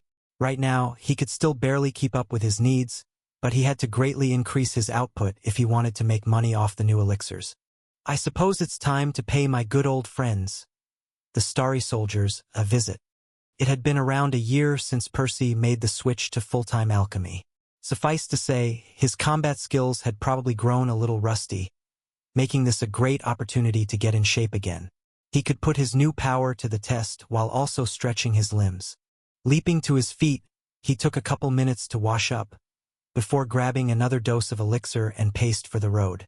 Leaving his house, he sent a message to his familiar. "Morning, buddy. I'm on the way to the Spire. Man, I've actually missed you. CW?" The crow sent him a questioning sound back. From the bird's perspective, they'd only met a couple days ago. Well, technically the same was true for Percy, but he was still sorting through his conflicting emotions. "It's complicated," he said, not bothering to explain. A few hours later, Percy stood on a giant mushroom, with Mickey sitting a few meters away. The former took deep breaths, appreciating the colorful motes boosting his regeneration. Of course, they had them in the settlement too, but fewer made it indoors where he spent most of his time. It was nice getting some fresh air for a change. Around 36 paces ahead, a wasp the size of a man was strolling carelessly atop the colossal fungus, completely oblivious to the grim fate that awaited it. Two sets of glowing lines thrummed underneath Percy's skin as he cracked his fists, eagerly eyeing his prey. Well then. Chapter 88, Synchronization. The soldier stabbed repeatedly with its stinger, trying to poke holes into Percy's brain, though the latter didn't have much difficulty dodging. "I can't believe I even missed the scent of their acid," he thought, sniffing the acrid odor, unbothered by the slight burning sensation in his nostrils. Perhaps he needed to get out of the lab more. Brewing nonstop was clearly driving him insane. In any case, Percy had yet to summon any of his weapons, nor had he used a spell other than circulation. Maybe it was a little reckless of him, taking on a beast a full grade higher barehanded, especially right after such a long break from hunting. That said, his newly sharpened reflexes seemed to carry him just fine. Not that he wasn't a little out of shape, yet it wasn't nearly as bad as he'd expected. Fighting alongside Gabe over the past month must have helped. While Percy had only been in partial control of his friend's body, and while his host's style had been very different to his own, they'd still faced off against elite opponents at Green. That was a level Percy wasn't even remotely ready to touch by himself. Evidently, the experience had been more than a little eye-opening. But why does this feel off? He'd already casually evaded dozens of lunges, his agility having grown to a monstrous level following the promotion. The wasp even showed signs of tiring by now. Yet, Percy just couldn't shake this irritating feeling he wasn't giving it his all. Weird. I'm using both instances of circulation at maximum output. Oblivious to his thoughts, the insect suddenly disengaged, flying a little higher. Percy wasn't surprised. having expected it to resort to this move sooner or later. He tensed his calves, preparing for the incoming attack. Probably realizing it was outmatched, the wasp didn't hold back, desperately releasing all its venom at once. 3 blobs of purple spread above Percy. Yet it only took him 2 steps to escape the splash zone, comfortably leaping out of the expanding shadows with plenty of time to spare. Perhaps, the sheer ease by which he'd evaded the deadly acid should have satisfied him. However, it only exacerbated the feeling there was something more. It simmered beneath the surface, waiting to be unleashed. I suppose the advancement has opened a new door for me. Can I push circulation even further? Putting some distance from the bug, he turned his senses inwards.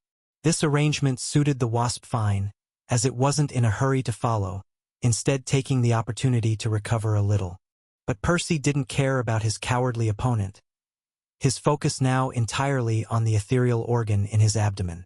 The core was filled to the brim with mana, as more kept flowing in and out to his channels. In fact, the pathways were all stretched to their limits too, making them unable to accommodate another drop. Or well, that should have been the case. However, they didn't seem quite as strained as usual upon further examination. Shifting his gaze towards the one in his sternum, he noticed the same phenomenon happening in the second set of channels. The flow coursing through them was about as potent as it normally was, yet he felt he could push it further if he really tried. Strange. Is it because both my cores are at the same grade now? The interesting thing about circulation was it both strengthened one's body and required it to be stronger. That was why Percy had needed to exercise for several months before he could use it. It was all about finding the highest stable level at which the spell could operate without harming him. But what happened if a mage had 2 cores and just as many instances of circulation? Let's find out. Taking another breath, Percy pushed more pure mana into his abdomen, forcing it into the corresponding channels. He encountered a lot of resistance. His whole body hurt, but the pathways ultimately swelled a little further to accommodate his wishes. Next, he repeated the process with soul mana, which was even more painful. He couldn't help but wince as the maelstrom swirled more violently, carving nasty grooves in his soul. But it held. Percy paused for a moment to examine his body. Overall, the gains were minuscule, hardly worth the trouble so far. That said, he couldn't help but notice his channels felt slightly less saturated once more. Is this some sort of positive feedback loop between the 2 cores? Caw! Mickey called out to him, a trace of worry worming its way into his voice. Don't worry, buddy. I'm being careful. Over the next few minutes, Percy continued to push his body further and further, one tiny step at a time. Eventually, there seemed to be no more room for improvement, as both sets of channels settled at their new upper limit. Only then did Percy stop using mana sense, examining himself through his eyes. His muscles had swollen even more than they usually did. His flesh now painted a deep crimson color. His veins throbbed, as the glow from the cyan and silver lines was almost blinding. And most curiously, motes of mana leaked out of his pores about as fast as they were being replenished, giving his skin a magical sheen, shrouding his body in a dual halo. Ugh! This is going to take some getting used to. Everything ached, from head to toe. Not just his flesh, but his soul too. And that was without even mentioning how taxing it was on his mind. While Percy could normally use circulation all day long, he'd be lucky if he could keep this version up for a couple of hours. Another project to work towards, I guess. Still, he couldn't help but crack a smile, eager to put this power to the test. He stretched his limbs and flexed his muscles, hearing all sorts of popping sounds coming from his joints. Then he took a step forward. Bzzzzzzzzzzz. The starry soldier had spent the last few minutes staring at him cautiously, but it appeared to have run out of patience, Percy's current appearance scaring it out of its mind. It turned around without missing a beat, fleeing at top speed, leaving Percy staring at its back with his mouth agape. Seriously? Come back here, he yelled, running after it. At first, the wasp looked like it was going to get away. It was a fast one even among yellow beasts. It also didn't help Percy's steps were measured, as he was careful not to overexert his body before understanding his limits. However, he didn't need to be so cautious, as the spell seemed to work as advertised. It greatly boosted both his mobility and resilience, letting him easily keep up with the creature, accelerating with each stride. Before long, he was confidently gaining ground on the bug, leaving it no choice but to fly upwards, trying to escape to the sky. As if I'll let you. Percy quickly formed a silver sickle before throwing it above the creature, blocking its path. The chase went on for a little longer as he drew nearer and nearer, tossing projectiles at his prey whenever it tried taking an inconvenient turn. Eventually, the wasp understood it wasn't going to get away, suddenly turning around to land a sneaky stab in Percy's eye. But the young man grinned, his passive soul vision having already warned him. With some elegant footwork, he pivoted around the giant insect, soon finding himself staring at it from behind. Before the beast could even tell what was happening, he jumped to its back, stepping on its smooth exoskeleton, grabbing a membranous wing with each hand. The starry soldier crash landed on the giant mushroom, sliding along its surface for about a dozen meters before coming to a halt. It struggled weakly for a few moments, trying to shake Percy off. Not particularly bothered, he took his time pulling out the thin plates of chitin held in his palms. At some point, the insect did manage to shake him off, but only because his footing loosened after ripping the wings out of their sockets. Next, the creature pounced on him, the two rolling atop the giant fungus engaged in a slugfest. Of course, Percy could easily put an end to this charade at any point with a parting gift. But he didn't. He wanted to savor his new spell, exploring the limits of his physical strength. He dodged the bug's sharp mandibles, ignoring the putrid droplets of spittle they spread every time they moved. With every opportunity, he tore out another of the wasp's limbs, slowly wrestling the beast to the ground, ripping it apart inch by inch. Eventually, he stood alone amidst a sticky pool of green, filled with severed chunks of bug flesh. His face and hands were covered in the substance too, though his robes had done their job once more, the enchanted fabric looking about as immaculate as it had earlier that morning. Percy breathed hard. The fight, or at least the way in which he'd stubbornly chosen to conduct it, having taken its toll on him. Yet his face beamed with a radiant smile as he reveled in his new strength. And only now did the status see fit to announce his latest accomplishment. Congratulations! Your spell has evolved. Circulation, refined - synchronization, refined. Chapter 89, Condensing Crystals. Neat. Strictly speaking, synchronization was only classified as refined, like circulation. However, this was still impressive in many ways. Generally, the status avoided registering an upgrade within the same class, unless the spell in question was a qualitative improvement over its predecessor. Though I hope it's compatible with the dance. Of course, Percy didn't know how to get his hands on the final step of the technique. The only clue Mickey had left him was it had something to do with ambient mana, but that wasn't much to go with. That said, he hoped he wouldn't have to choose between that and synchronization. Caw! The crow landed next to him, diving into the mess of wasp parts. It tossed the bigger chunks away with its beak, occasionally swallowing one of the smaller pieces, while searching for the core. Wow! You could at least pretend to be excited over my new spell, Percy complained in a faux-offended tone. Though Mickey just ignored him.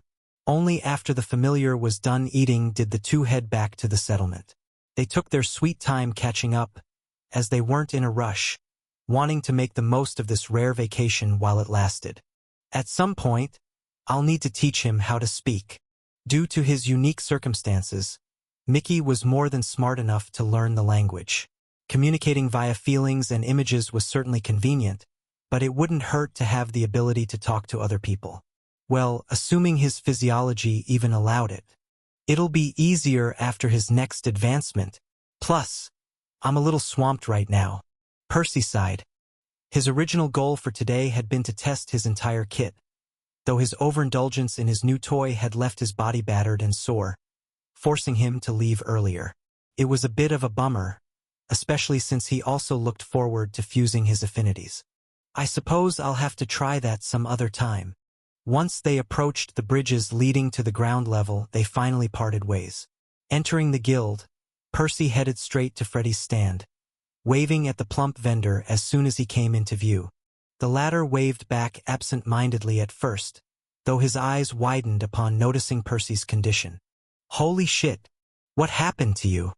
"I got in a messy situation out there," Percy replied vaguely.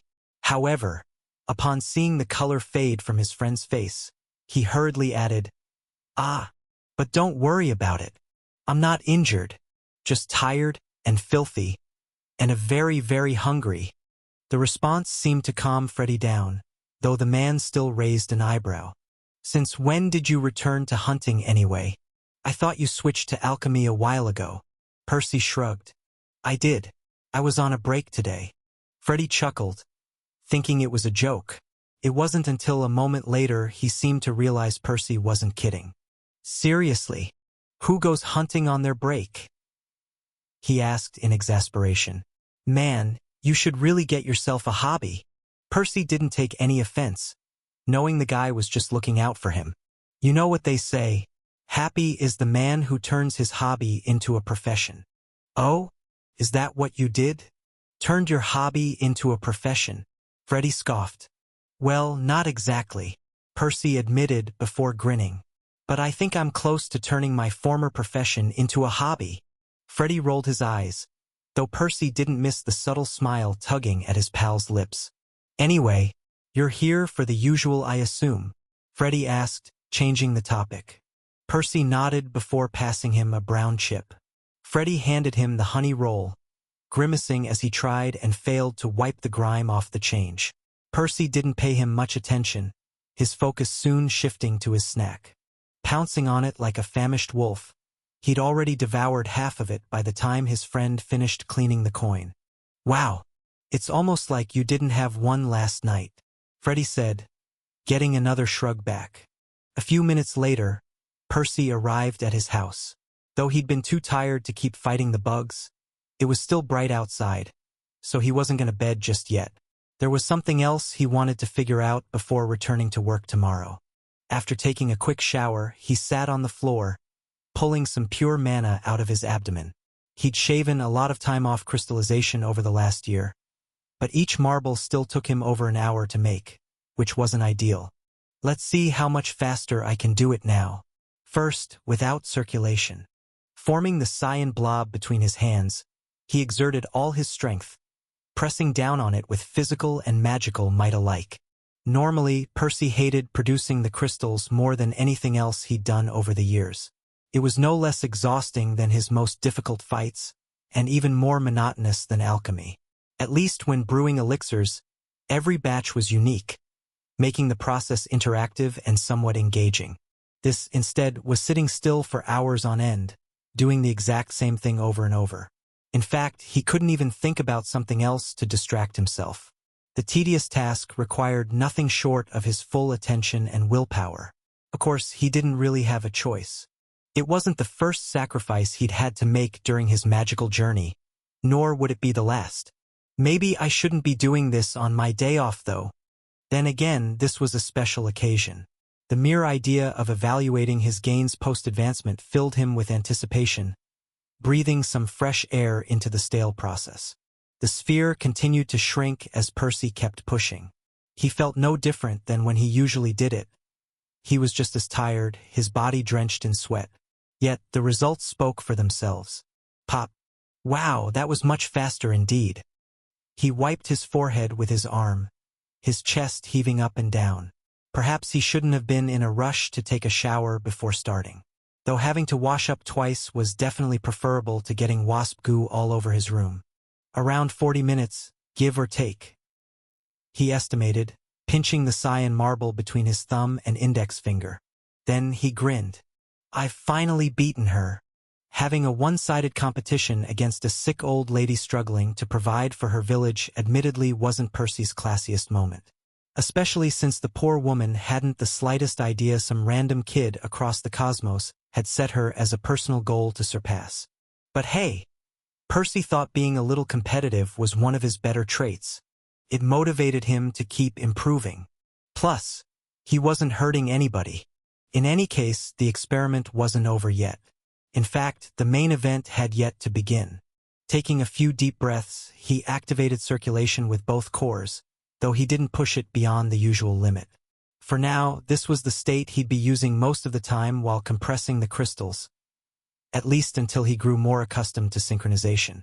Repeating the process once more, he soon ended up with a second marble in his palm. 20 minutes. It was good.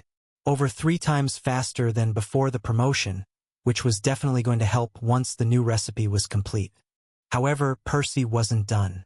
While he still had to iron the kinks out of his latest spell, he just couldn't wait to put it to the test. Retracing his actions from earlier that morning, he incrementally raised the intensity of the 2 instances of circulation, until his channels couldn't fit any more mana. Realizing the process had taken him a while, he frowned. I'll have to work on the activation time too, not just the endurance. I can't afford to spend this long in a fight. But that was a problem for the future. Manifesting another blob between his hands, he quickly began the compression process again, soon beating his record for the 3rd time that day. 15 minutes. The difference wasn't huge, but Percy knew an opportunity when he saw it. If he spent as long as possible making the marbles with synchronization active, he'd not only increase his output a little, but it would also help him get used to the new spell, killing 2 birds with 1 stone. Great! Efficiency is king. He smiled, though his expression soon soured. Now that his end of the manufacturing process was settled, he had a few more obstacles to deal with, standing between him and untold riches. On the bright side, Metatron still hasn't kidnapped me. Chapter 90, Compromise. The bluish-green concoction stopped boiling, giving Percy a moment of reprieve. But he couldn't relax for long. The mixture was currently unstable, so delaying could easily cause the yield to suffer. Moving quickly, he grabbed a pinch of ground leaves he'd prepared earlier, tossing the colorful dust in the cauldron. Next, he turned up the temperature much higher than before, stirring it again. The rainbow grass seems to work, Orin exclaimed as he watched it bubble. Upon learning of the cyan paste's ability to mend one's core, Percy had been trying to incorporate it directly into the elixirs, aiming to maximize its effectiveness. The first additional step had been relatively simple. He'd only needed to mix the powder with a finished elixir. Naturally, it had involved some heating and stirring, much like the previous steps, that had allowed the crystallized mana to bond with the beast mana already present. And of course, this hadn't been very complicated, so Percy had actually succeeded on his first try. However, the resulting elixir hadn't worked as intended. The moment he added his own mana to the concoction, it reacted violently inside his stomach, nearly injuring him. After some reflection, the problem had become clear. The recipe for the regular elixirs involved 3 stages, commonly referred to as the 3 pillars of alchemy. First, the pacification step delayed the activation of the beast mana, allowing the elixir to work gradually over several minutes rather than surging through the mage's body all at once. During the redirection step, the beast mana was modified to target impurities more strongly than the rest of the core, enhancing the elixir's purifying effects. Finally, the deattunement step allowed the beast mana to blend more easily with the first new type of mana it encountered, so that it could be guided through the user's channels.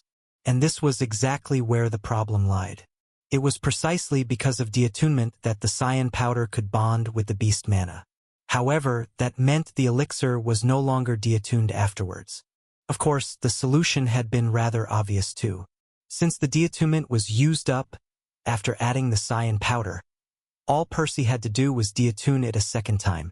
Essentially, the new recipe required 5 steps now: pacification, redirection, deattunement, bonding, and then deattunement again, though that came with its own set of challenges. To start, the same ingredient used for the first round of deattunement couldn't be used again, at least not without massively impacting the yield and quality of the elixir. In fact, the same was true for the overall procedure. Percy and Orin had discovered it was best to perform the second deattunement at a much higher temperature. That meant they'd needed to modify the procedure, fine-tuning everything to accommodate the changes. Furthermore, Not all ingredients could handle the increased heat, greatly narrowing down their options. Ground rainbow grass was simply the most recent in a long string of experiments. "It's done," Percy said once the mixture settled into a turquoise gel. Distilling the contents of the cauldron into a vial was a struggle, his hands shaking from excitement. "Let's not get ahead of ourselves. We need to make sure it works first," Oren said, though Percy didn't miss the grin on his mentor's face. Stretching out his arm, he offered him the experimental product, but the old alchemist shook his head. "You do the honors. It's your recipe," Oren said. It was true. Percy had led the whole endeavor, testing all the provisional iterations by himself. As for his mentor, he'd only taken on a supporting role, giving him tips and advice whenever he got stuck. "Bottoms up then," he said before gulping down the liquid. It tasted just as bitter as the regular elixirs. At least, the second round of deattunement seemed to have done its job, his soul mana easily blending with the substance, guiding it to his core with no issues.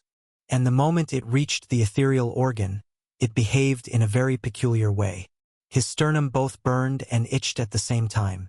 The exotic substance washed over the core's walls, chipping away at the impurities, mending the resulting scars right afterwards. It was somehow even more unpleasant than the regular elixirs. While the damage it left behind was greatly reduced, the dual action of the two materials was rather intense. That was in stark contrast to the refreshing effect of the cyan paste Percy had grown fond of over the past year. "Well?" Oren impatiently asked about half an hour later. Only then did Percy shift his gaze back to his mentor, remembering he was still in the latter's lab. "I guess we'll have to wait a few hours to make sure, but I believe it works. How effective do you think it is?" Percy spent a few moments gauging the state of his core. It was better than if he'd used the elixir and paste separately, though it was hard to estimate exactly by how much. "I think I'll be able to drink 3 of these per day," he ultimately concluded. The old alchemist drew a sharp breath, clearly finding Percy's assessment difficult to accept. Perhaps he wouldn't have been so surprised if his student had come clean about the details of the cyan powder and paste. Percy had actually held back a lot of information about the substance. For example, he'd yet to disclose where he got it from, nor had he told Oren it could be used even without fusing it into the elixirs. Obviously, the old alchemist wasn't dumb. He could tell Percy hadn't been entirely honest, though they'd tacitly agreed to postpone their inevitable argument for after the recipe was perfected, which, unfortunately, was now. Pulling a couple of chairs from a nearby desk, Oren moved one close to Percy, before sitting on the other. "Percy, you know we have to talk about this, right?" The young man shrugged, taking a seat. "To be honest, I'm surprised you didn't bring it up before now. I considered it, but to tell you the truth, I wasn't entirely convinced by your claim you could improve the elixirs. It sounded too good to be true. That said, this has been a fun project, so I figured I'd indulge you and see where it went." Percy remained silent for a while, contemplating his mentor's words. The latter's explanation was pretty much in line with his guess. "Now what? You know where I stand, don't you?" he asked. "I imagine you want to keep this knowledge to yourself. Otherwise, you wouldn't have been so secretive in the first place," Oren said, getting a nod back. "Yes, I need this. I'm just a Redborn. I worked hard for a chance to catch up to my peers." But the old alchemist shook his head. "You understand me well enough too. I can't agree with that." "Of course not." Oren was too nice and too principled to hold back such a huge breakthrough from the rest of Remir. It was why Percy had been dreading this conversation. In fact, he would have tried modifying the recipe on his own if it had been an option. Sadly, he'd need years to accomplish that without help. Oren smiled bitterly. "Son, I know it's not fair.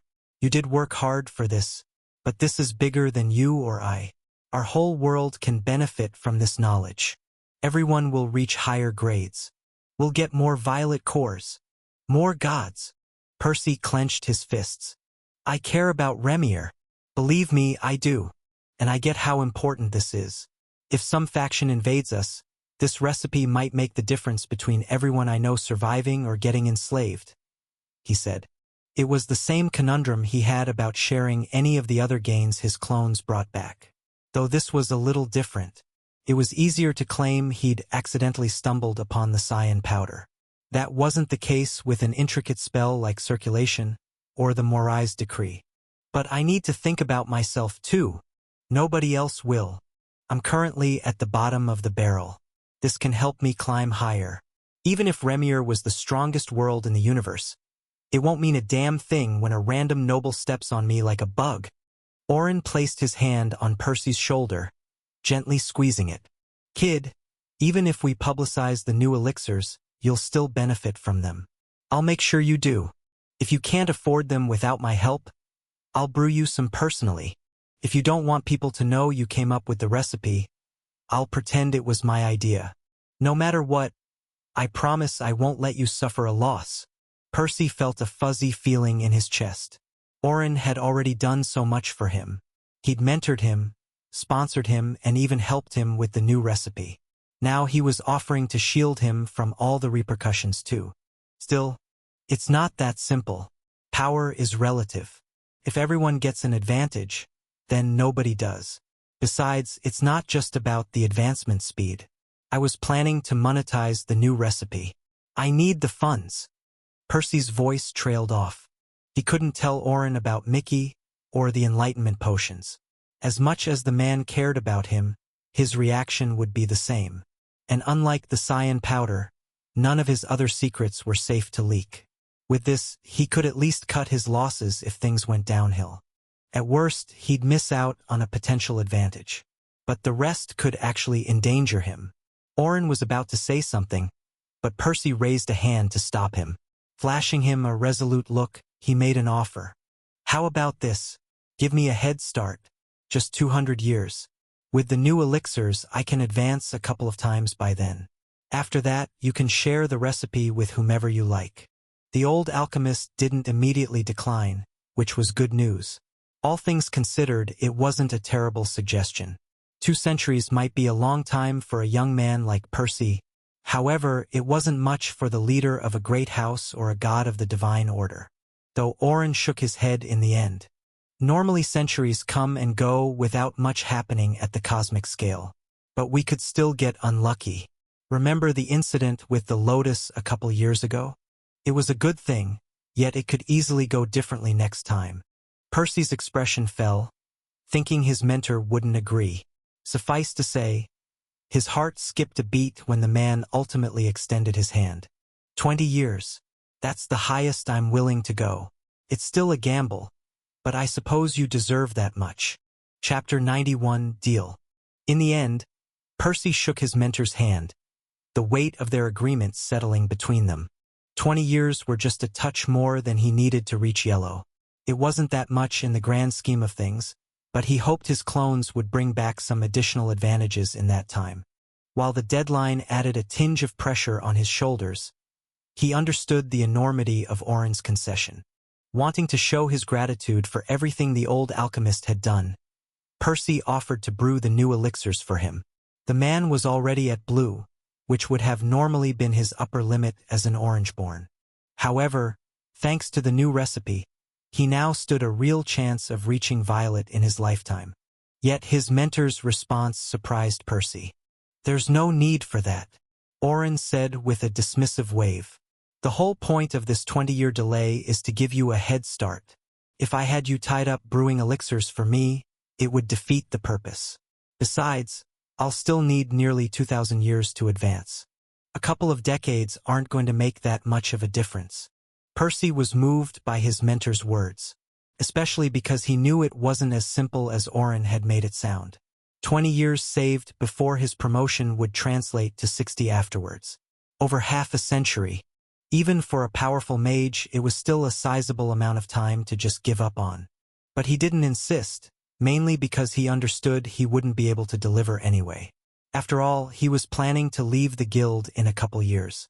So instead, he tried to make it up to Orin by sharing the details about the cyan powder, explaining how somebody with a pure affinity could condense the crystals. That way, the old alchemist could look for another way to brew the elixirs by himself. Of course, Percy still left a few things out. As much as he trusted Oren, there was no reason to tell him how he'd stumbled upon this discovery. Nor did he need to reveal the existence of his second core. Instead, he said he had a friend helping him get the powder. In any case, this exchange solved most of Percy's immediate problems. The recipe was finally complete, and he'd successfully negotiated an acceptable deal with Oren. Yet, there remained one final obstacle to overcome. And it's the toughest one. It was already a struggle preparing 4 doses of elixir and cyan paste per day. Plus, he required even more now that he could consume them every 8 hours.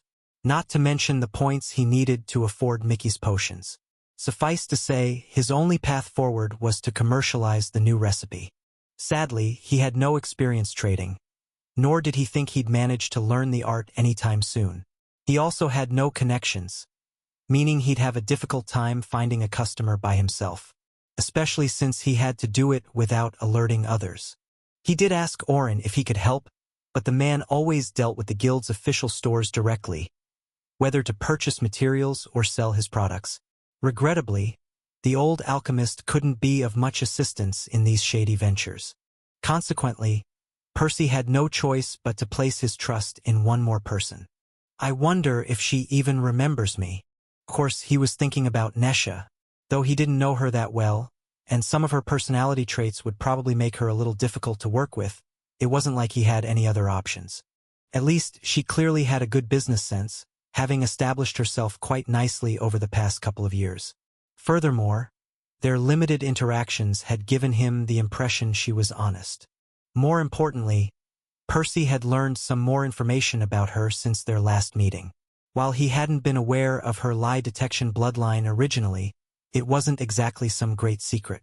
Nesha actively publicized it upon establishing her gambling den, presumably to build up prestige. And the gossip had eventually reached Percy's ears too, mainly thanks to Freddy. If nothing else, this ability of hers would help them gauge whether their future business partners could be trusted. What's up with the queue, though? There was quite a crowd waiting outside the building, all of them surprisingly quiet. The corner of Percy's mouth twitched at the sight.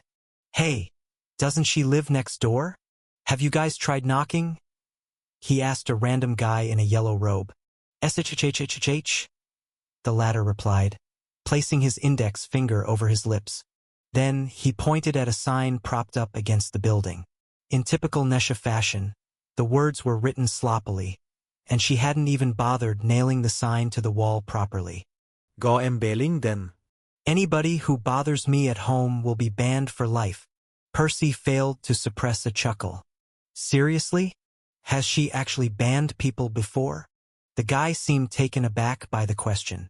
Keep your voice down, he hissed, before pointing at a different sign, a few meters away from the first one. This one was also propped up, but at least the handwriting was much neater. In fact, it seemed to have been authored by multiple people, none of them being Nesha. Upon closer examination, it contained a list of names, each written slightly differently to the one above, probably added on different occasions. Percy raised an eyebrow. Wow, did all those people get banned just for knocking on her door? Well, most of them, though a few were rude to her or tried to cheat. Okay, perhaps the last 2 transgressions did warrant the treatment, but not the first one. Looking up at the sky, Percy noticed the sun was still just a little below its apex, partially obscured by the thick cloud of colorful motes descending from the spire. It was early afternoon.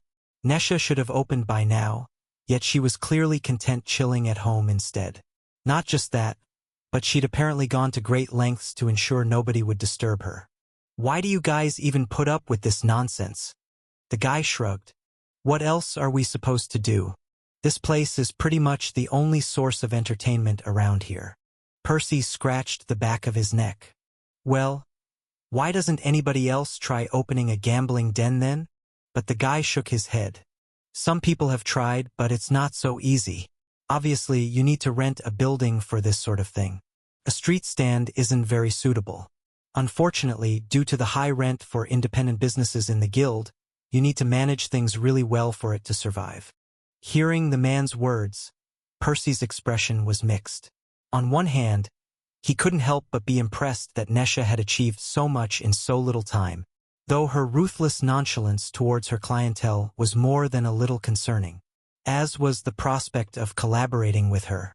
I guess I'm not here to gamble anyway, he thought, casually walking towards her front door. The crowd drew sharp breaths, seemingly shocked by his boldness. Many stepped away from Percy, presumably to dissociate themselves from him. He didn't miss the disdainful looks aimed his way either. What's even the big deal? I just want to talk to her. Knock, knock. Looking back, he noticed their expressions growing even more incredulous after he dared to go through with it. Shaking his head, he turned back towards the door, waiting a few seconds. No response. Percy was a little more forceful the second time. Knock! Knock! Nesha? I know you're in there. Yet it wasn't until a couple minutes and twice as many escalating knocks later that the door finally opened. Can you idiots not read a simple sign? She asked in an irritated tone. It was a little funny, actually. Percy could tell she was annoyed enough she wanted to yell, but raising her voice was too much of a bother for her. Luckily, her expression did seem to ease ever so slightly upon failing to recognize him as one of her regular customers. Hey! I'm really sorry for the intrusion, but Percy started speaking, though he cut himself off after thinking of something. Looking around, he saw the crowd still staring at them curiously. Dialing down his voice, he shielded his mouth, muttering his next words as softly as he could manage, making sure nobody but Nesha heard them. I have a business proposal for you. I promise it'll be worth your time. Nesha narrowed her eyes, staring at him silently for a few seconds. I remember you, she eventually said. You're the guy who wrote me a new sign a while back. I can't recall your name though. It's Per. She raised a hand to stop him. I don't care. You interrupted me in the middle of a nice bowl of strawberries. I'll let it slide this once, but if you have something to tell me, wait until I open shop. Bang! And just like that, she slammed the door right in Percy's face, leaving him staring with his mouth agape. Hey, at least you didn't get banned. Some guy consoled him a few seconds later. Percy frowned. It's going to be so much fun working with her. Chapter 92, Negotiations. Nesha remained holed up in her house for several hours, much to the crowd's dismay. She finally emerged, strolling slowly toward the neighboring building, yawning as she went. Everyone but Percy quickly hid their disappointment in their expressions, not wanting to risk angering her. As eager as Percy was to approach her, he decided to blend with the others at first, waiting patiently for the opportune moment. Nesha finally opened the gambling den, letting her customers inside. Only after everyone was sitting at different tables, engaging in various games involving dice or cards, did Percy grab the chance to talk to her. About that thing I mentioned earlier, he started saying before she interrupted him. You're really keen on this, aren't you? She rolled her eyes. Percy frowned. Shouldn't you be too? I told you it's going to be worth your time. And you know I'm telling the truth. I know you believe that. If I had a brown chip every time somebody made a similar claim, I wouldn't have needed to open the gambling den in the first place. Realizing she was going to take some convincing, and also understanding this wasn't the place to make a scene, Percy opted for a subtler approach. He handed her a small pouch before speaking. Look, words are cheap. Open it when you're back at home and try out the thing inside. In private. I swear it's safe. I've included instructions on how to use it. We'll discuss the rest later. Seeing her accept it, Percy left the building. He genuinely had no clue how Nesha would react to the new elixir. Its value would definitely speak for itself, but that still wasn't a guarantee she'd be willing to collaborate with him. Perhaps she wouldn't want to take the risk, or she'd be too lazy to bother. Nothing ventured, nothing gained, I suppose. Returning home, he spent the rest of the day compressing crystals. It appeared he could only keep synchronization active for a couple hours at a time. That said, he estimated he could use it 3 times per day, assuming they were adequately spaced apart. Taking everything into account, he calculated how many doses of the new elixir he could brew per day. He needed to figure that out before discussing specifics with Nesha. My yield with the regular elixirs has increased to 31% over the past year. The improvement was minuscule, though that was to be expected, as gains truly slowed down past 30%. Still, that meant his yield was a little under 68% for every one of the 3 steps. Each brewing session currently took him around 40 minutes. However, all those numbers would change drastically if he brewed the new elixirs from scratch, as the recipe involved 5 steps now. That meant his overall yield would drop to 14% and each batch would take over an hour. Percy quickly shook his head. No. That would be a waste of time. I'll ditch the first 3 steps. If he bought pre-brewed elixirs to use as his materials instead of nectar, he'd only have to go through the last 2 steps. A quick calculation revealed his yield would climb to over 45% that way, and he could cut the brewing time to under half an hour. Of course, it would cost him much more, but he guessed that would ultimately be negligible in the grand scheme of things, as the new steps would be the most profitable ones by far. That way, he could start with 400 drops of regular elixir and 4 cyan crystals every session, ending up with about 180 drops of the new product. And he could do that twice an hour. So, if I also take into account the time needed to actually condense the crystals, I can probably brew about 19 doses per day. That wasn't too bad. He currently needed 6 for himself, though that might go up to 9 depending on what Mickey's second affinity ended up being. The rest he could sell. Let's not sell all of it. I also need to build myself a stash for when I leave the guild. Making up his mind, Percy was about to head off to Freddy's, when somebody knocked on his door, startling him. Moment of truth, he thought, crossing his fingers. Rarely getting visitors, he knew it was either Nesha here to make a deal, or an official of the guild here because she ratted him out. Opening the door, he was relieved to see it was the former. In fact, she looked a little different to how she usually did, her expression being a touch brighter, an ambitious glint noticeable in her eyes. Percy couldn't help but smile, realizing she had taken the bait, when a mischievous idea crossed his mind. Perhaps he should slam the door in her face to get back at her for earlier. Nah, let's not antagonize the eccentric girl now that she's finally on board. Still, it was difficult to keep the smugness out of his voice. Well, I take it you're interested all of a sudden? Nesha ignored him, rolling her eyes. She shoved him inside before letting herself into the house, closing the door behind her. Do you have any idea what this means?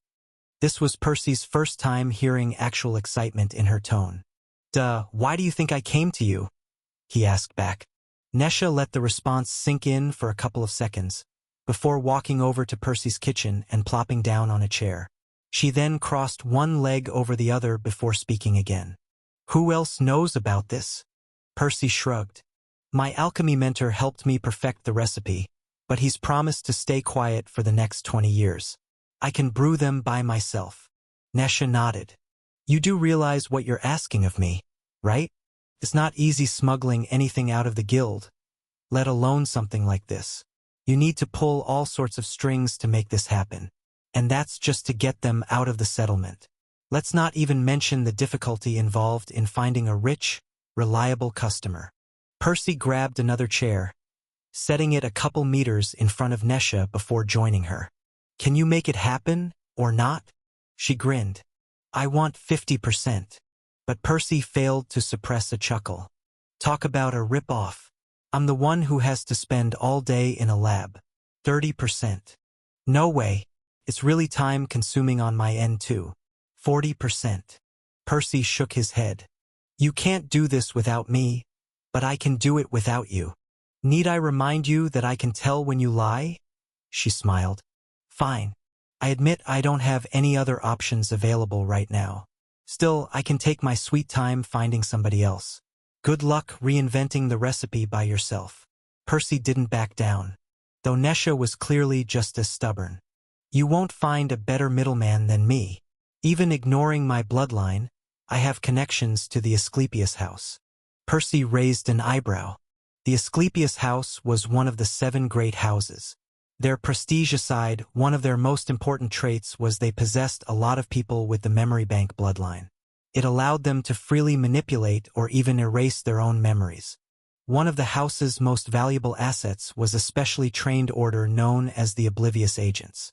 They could execute a sensitive task and then erase all memory of it afterwards, thus eliminating all trails leading back to the one who commissioned it. If Percy and Nesha went through them to contact their potential buyer, they would more easily keep themselves anonymous, cutting their losses in case they got betrayed. Not to mention that she could also use her own bloodline to ensure they didn't cheat her. Fine, 35% and we have a deal, Percy conceded. 35% is just my share, she emphasized. Keep in mind that hiring an oblivious agent is going to cost us a lot too. Percy wasn't happy to hear that, but he knew she was telling the truth. How much do you think the elixirs can even sell for? Beats me, Nesha admitted.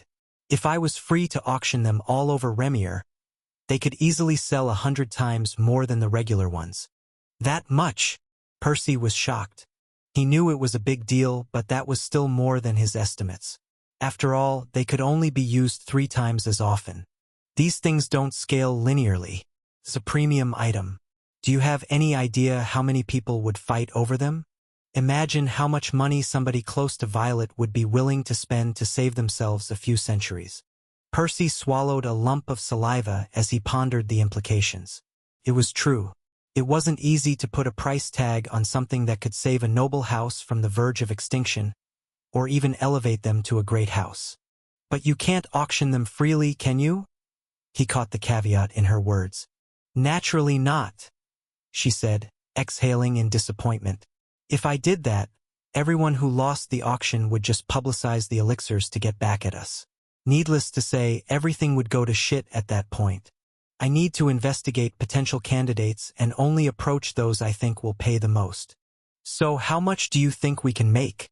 Percy asked again. She shrugged. It's hard to say before doing my due research. We can't push too far given the circumstances. Still, I guess it shouldn't be too difficult to sell them for over a dozen times as much as the regular elixirs. Percy nodded. That was a lot of money. Even after keeping most doses to himself and taking out Nesha's share and the rest of their expenses, it would still be enough to afford Mickey's potions after a few months. Very well, he said, extending his hand. But I'll need your help with a couple more things. Chapter 93, Aurora Dew. How the hell did he manage this less than 3 years after joining the guild? Nesha couldn't help but wonder. Countless experienced alchemists had failed to improve the elixirs after tens of millennia. Yet here Percy came, one lone redborn boy, revolutionizing the field in no time. Obviously, there was some secret behind his success, though Nesha knew better than to ask. It wasn't her job to snoop around Percy's business. She had her own end of the deal to worry about. Entering her house, she made her way to her bed, before lying down. This is going to be such a pain, she sighed. While she hadn't lied to Percy, getting this to work was a lot more complicated than she had let on. It was true the great houses were scrutinized a lot less by the guild's officials, but the oblivious agent would still have to regularly smuggle goods in and out of the settlement. Naturally, they'd have to bribe lots of guards to turn a blind eye, though that would only leave more trails leading back to her and Percy. The only solution would be for the agent to place the bribes himself, ensuring all knowledge pertaining to the operation would be forgotten. At least, they wouldn't be the first people hiring an agent inside the Alchemists' Guild. Lots of noble houses did that, to keep their dealings secret from one another. As long as Nesha was careful, nobody would link the appearance of the new elixirs to her movements, even if something went wrong down the line. But there's another problem. This was going to be a recurring transaction, not a one-time deal. Naturally, the request might raise a few eyebrows in the Asclepius house's management. Fortunately, the higher-ups also erased their memories after sending out their subordinates, but Nesha would still have to be cautious not to reveal anything too sensitive in her correspondence. After all, even a great house could crumble under the pressure of the divine order, should the secret eventually leak. And Percy isn't making things easy for me either, she grumbled. Before sealing the deal with her, he'd asked her to help him procure over 110,000 doses of Enlightenment Potion. Naturally, the request had truly left Nesha flabbergasted. She hadn't the slightest clue what that madman needed all those potions for, but getting them was no trivial thing. First, they didn't even know if the guild had so many in stock. Even if they did, They couldn't exactly explain how there was suddenly such a great demand for a previously dead product. But Percy had insisted, telling her this was one of the main reasons why he'd even wanted to sell the new elixirs in the first place. Begrudgingly, Nesha had agreed to help, though not before making it clear they'd have to do it very carefully. They couldn't buy all the potions at once, nor could they purchase them directly within the guild. I suppose we can have the oblivious agent handle that too. Over a period of about 6 months, the agent would slowly buy the potions a few at a time, transporting them outside the settlement. In fact, they could make that the agent's official reason for being there. The unusual request might raise a few eyebrows, but ultimately the guild's higher-ups would assume some noble house had found a purpose for the potion. Meanwhile, the agent would unofficially sneak them back into the settlement whenever he returned, delivering them to Percy. Obviously, going through these extra hoops would add to the cost, but it was a small price to pay to sleep at night. Besides, Nesha estimated the gains from the new elixirs would more than cover the expense. Now, let's see who we're going to sell them to. Grabbing a quill and a few pieces of parchment, Nesha started writing down the names of all the noble houses she knew of. It took quite a lot of head-scratching, as it had been years since she'd last dealt with people outside the Alchemist's Guild. Still, she'd studied Remir's geography, politics, and economics extensively in her youth, so a lot of it had stuck. Only about 700. She frowned.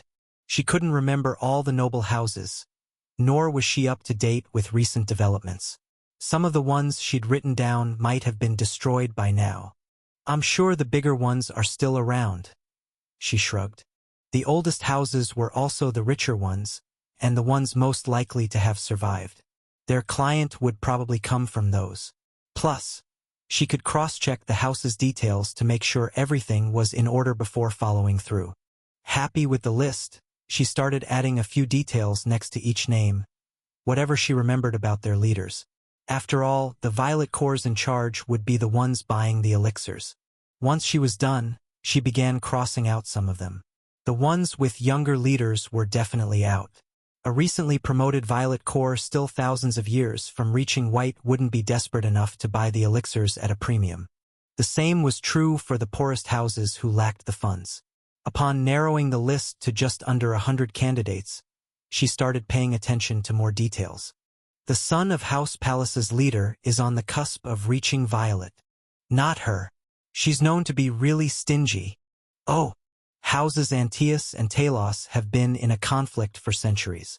I'm sure one of them might be interested in gaining an edge over their rival. That guy is still far from white, but he's known to splurge. Nesha didn't even notice when the sun rose.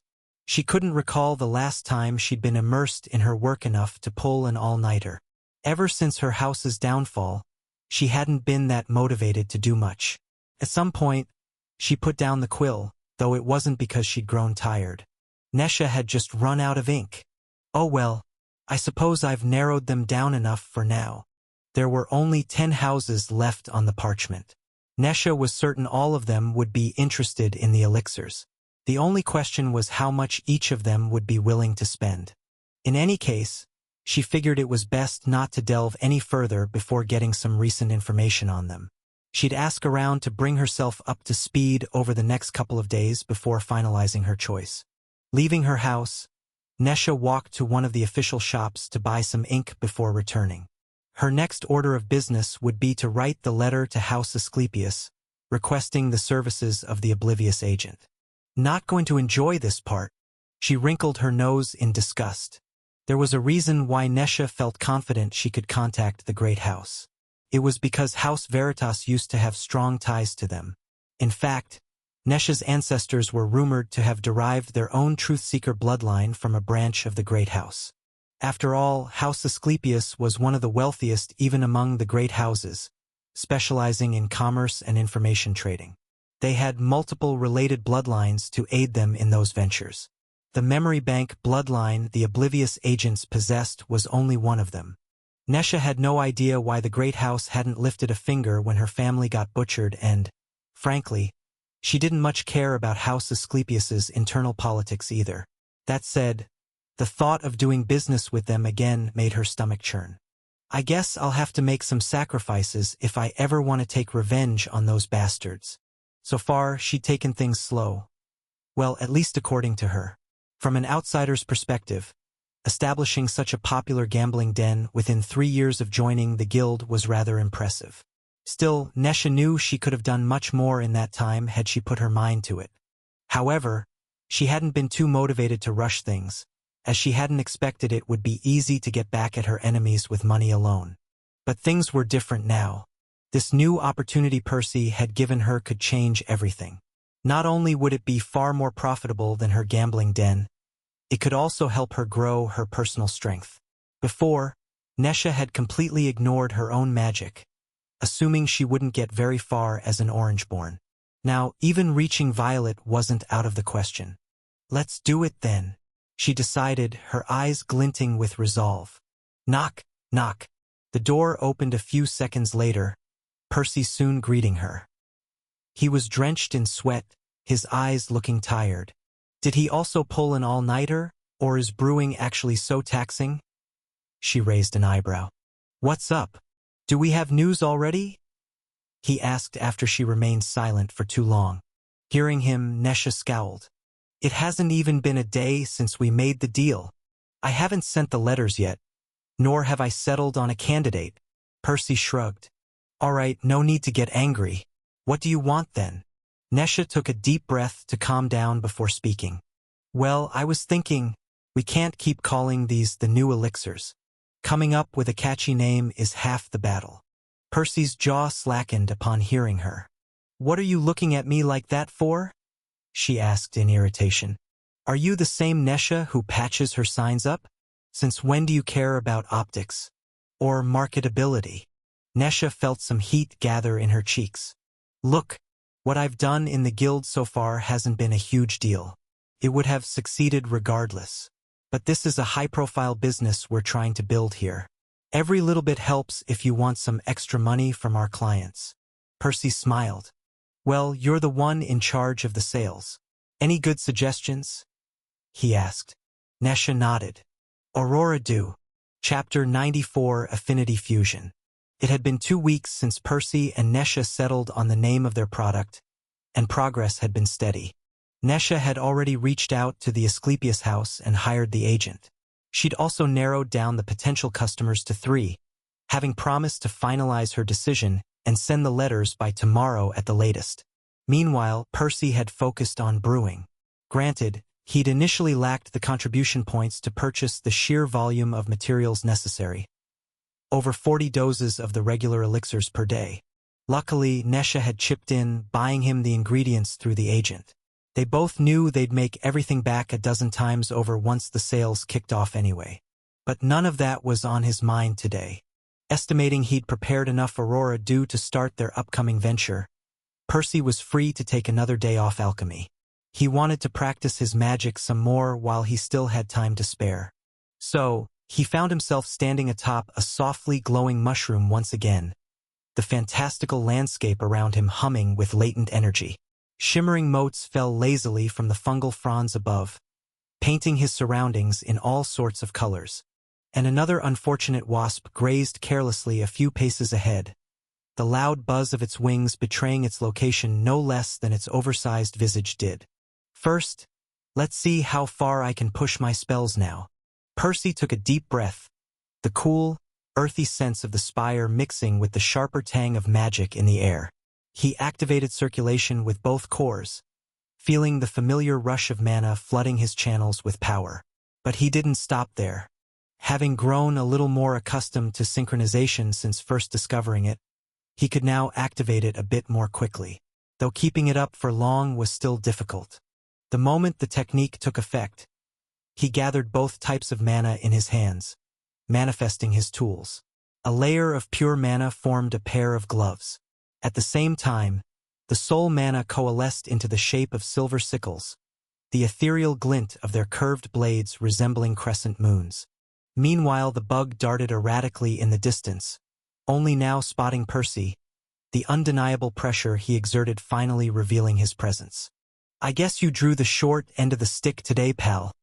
Tightening his grip on the weapons, he launched forward with no warning, as his boots sank slightly into the spongy surface of the mushroom. He closed the distance in a couple powerful strides, his heart racing in tandem with the steady beat of his magic. The bug barely dodged the vicious slashes, and only because Percy allowed it to. Naturally, he had no intention of eliminating his training dummy so soon into the fight. Still, the creature was instantly on the back foot, unable to do much besides clumsily evading his attacks. Man and insect danced, the former swapping out his spells every few minutes to test them all, as the latter constantly hovered all over the place, struggling to match his footwork. Over the next few minutes, Percy tried the alternative variants of the parting gift, the silver daggers, as well as some throwing stars with 3 curved blades apiece. He'd developed those in the months before he quit hunting. Later, he even brought the quarterstaff back from retirement to see how much sturdier it had grown.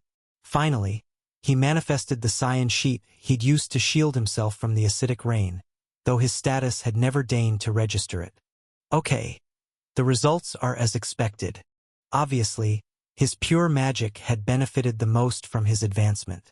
Not that the spells were particularly potent, the flimsy constructs falling apart rather easily upon colliding against the creature's exoskeleton. It was to be expected, really, due to their lower grade and lacking affinity. That said, they'd grown at least marginally usable again. As for his parting gift, it had already been lethal enough before Percy's promotion, and it had grown more powerful still, mostly thanks to synchronization. Satisfied with his improvements, Percy was ready to move on to the next phase. With a quick flick of his sickle, he casually dispatched the soldier, the bug's luck having finally run out. The man-sized creature might have given him a tough fight a couple years ago, but that time had long passed. With its soul cleanly bisected, the wasp's carapace collapsed lifelessly upon the giant mushroom. Caw! In typical Mickey fashion, the crow eagerly leapt on the carcass, activating circulation to more easily dig the core out of the bug's sternum. Not paying his familiar any heed, Percy then concentrated on his mana, gathering both types between his palms. How am I meant to combine them? Every affinity had its own properties, meaning each pair was unique and had to be fused in a different manner. While Gabe had run into his share of difficulties, he also had an advantage over Percy. He possessed 2 elemental affinities. Their fusion was a composite 1 light, which existed in nature, making it inherently stable. Meanwhile, Percy had it easier in other ways as he controlled both of his cores, and they were currently at the same grade. However, he was also disadvantaged in that his affinities could not achieve a stable fusion. The good news was they could still merge, according to the book he and Gabe had read. Unfortunately, fusing 2 otherwise incompatible affinities was trickier. It required the user to actively exert their will upon the mana even more forcefully, essentially commanding it to behave contrary to its nature. Sadly, there were too many possible combinations, and while the documents they'd found had listed a few examples, a pairing between pure mana and soul mana hadn't been one of them. But it can be done. The only question is how. In Gabe's case, it had been straightforward as his affinities both had physical properties, interacting with one another. Air fueled the flames, causing them to burn more intensely. From there, Percy and Gabe had only needed to take the reaction to its extreme, ultimately consuming the 2 substances, converting them to light. Yet in Percy's case, that wasn't an option.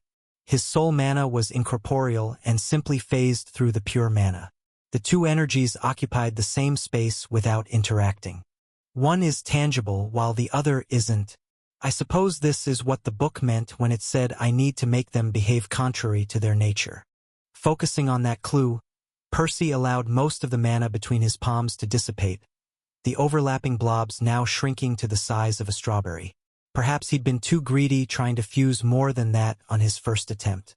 Next, he concentrated on a single thought, giving the soul mana a physical form. He pictured the silver orb as something he could grab, trying to squeeze it between his hands. Percy had held his soul constructs before, of course, but he'd done so with his soul, not his flesh. Next, he imagined the cyan mana touching it and pushing against it. Nothing. After going through all sorts of mental exercises over the next hour, he failed to induce any noticeable change. Maybe I have it backwards? Without much to lose, Percy spent some more time attempting the opposite, robbing the cyan mana of its substance, hoping it would interact with his soul. But he failed once more. Well duh. I obviously can't make the pure mana incorporeal. That's a unique property of soul mana. If it was possible to do this, 20% of the people on Remir would essentially be walking around with a soul affinity. He had to force the mana to behave contrary to its nature, but he couldn't just ignore its nature entirely. And the nature of soul mana, no, the nature of souls was to occupy living bodies, controlling them. Percy's eyes widened in realization. That's it. I need to make my soul mana possess my pure mana. Confident he was onto something, he overlapped the spheres again. Next, he willed them into cubes, then pyramids, cones, cylinders, and other shapes. He observed them with both regular sight and soul vision, paying attention to his timing. At first, it was a little off as he'd never done anything like this before. Sometimes the pure mana would transform sooner, while other times the soul mana would. But he gradually improved, the transitions slowly beginning to sync up more and more. Percy intentionally allowed himself to fall into a trance, trying to trick his mind into thinking of the two objects as one and the same components of a greater whole. He imagined the silver shape as nothing more than the soul of the cyan one, hiding within its vessel, obligated to follow its every movement. At first, this seemed like another exercise in futility. Yet Percy wasn't in a rush to give up. He had a hunch it was worth trying for a while longer. He could swear he felt some faint feedback from the two objects every now and then. It was as if the silver mana latched onto the cyan shape at times, requiring less prodding from Percy to copy its transitions. Caw! Percy vaguely heard his familiar call out to him. It was only then he realized he'd deactivated synchronization entirely at some point, having grown too tired to keep it up.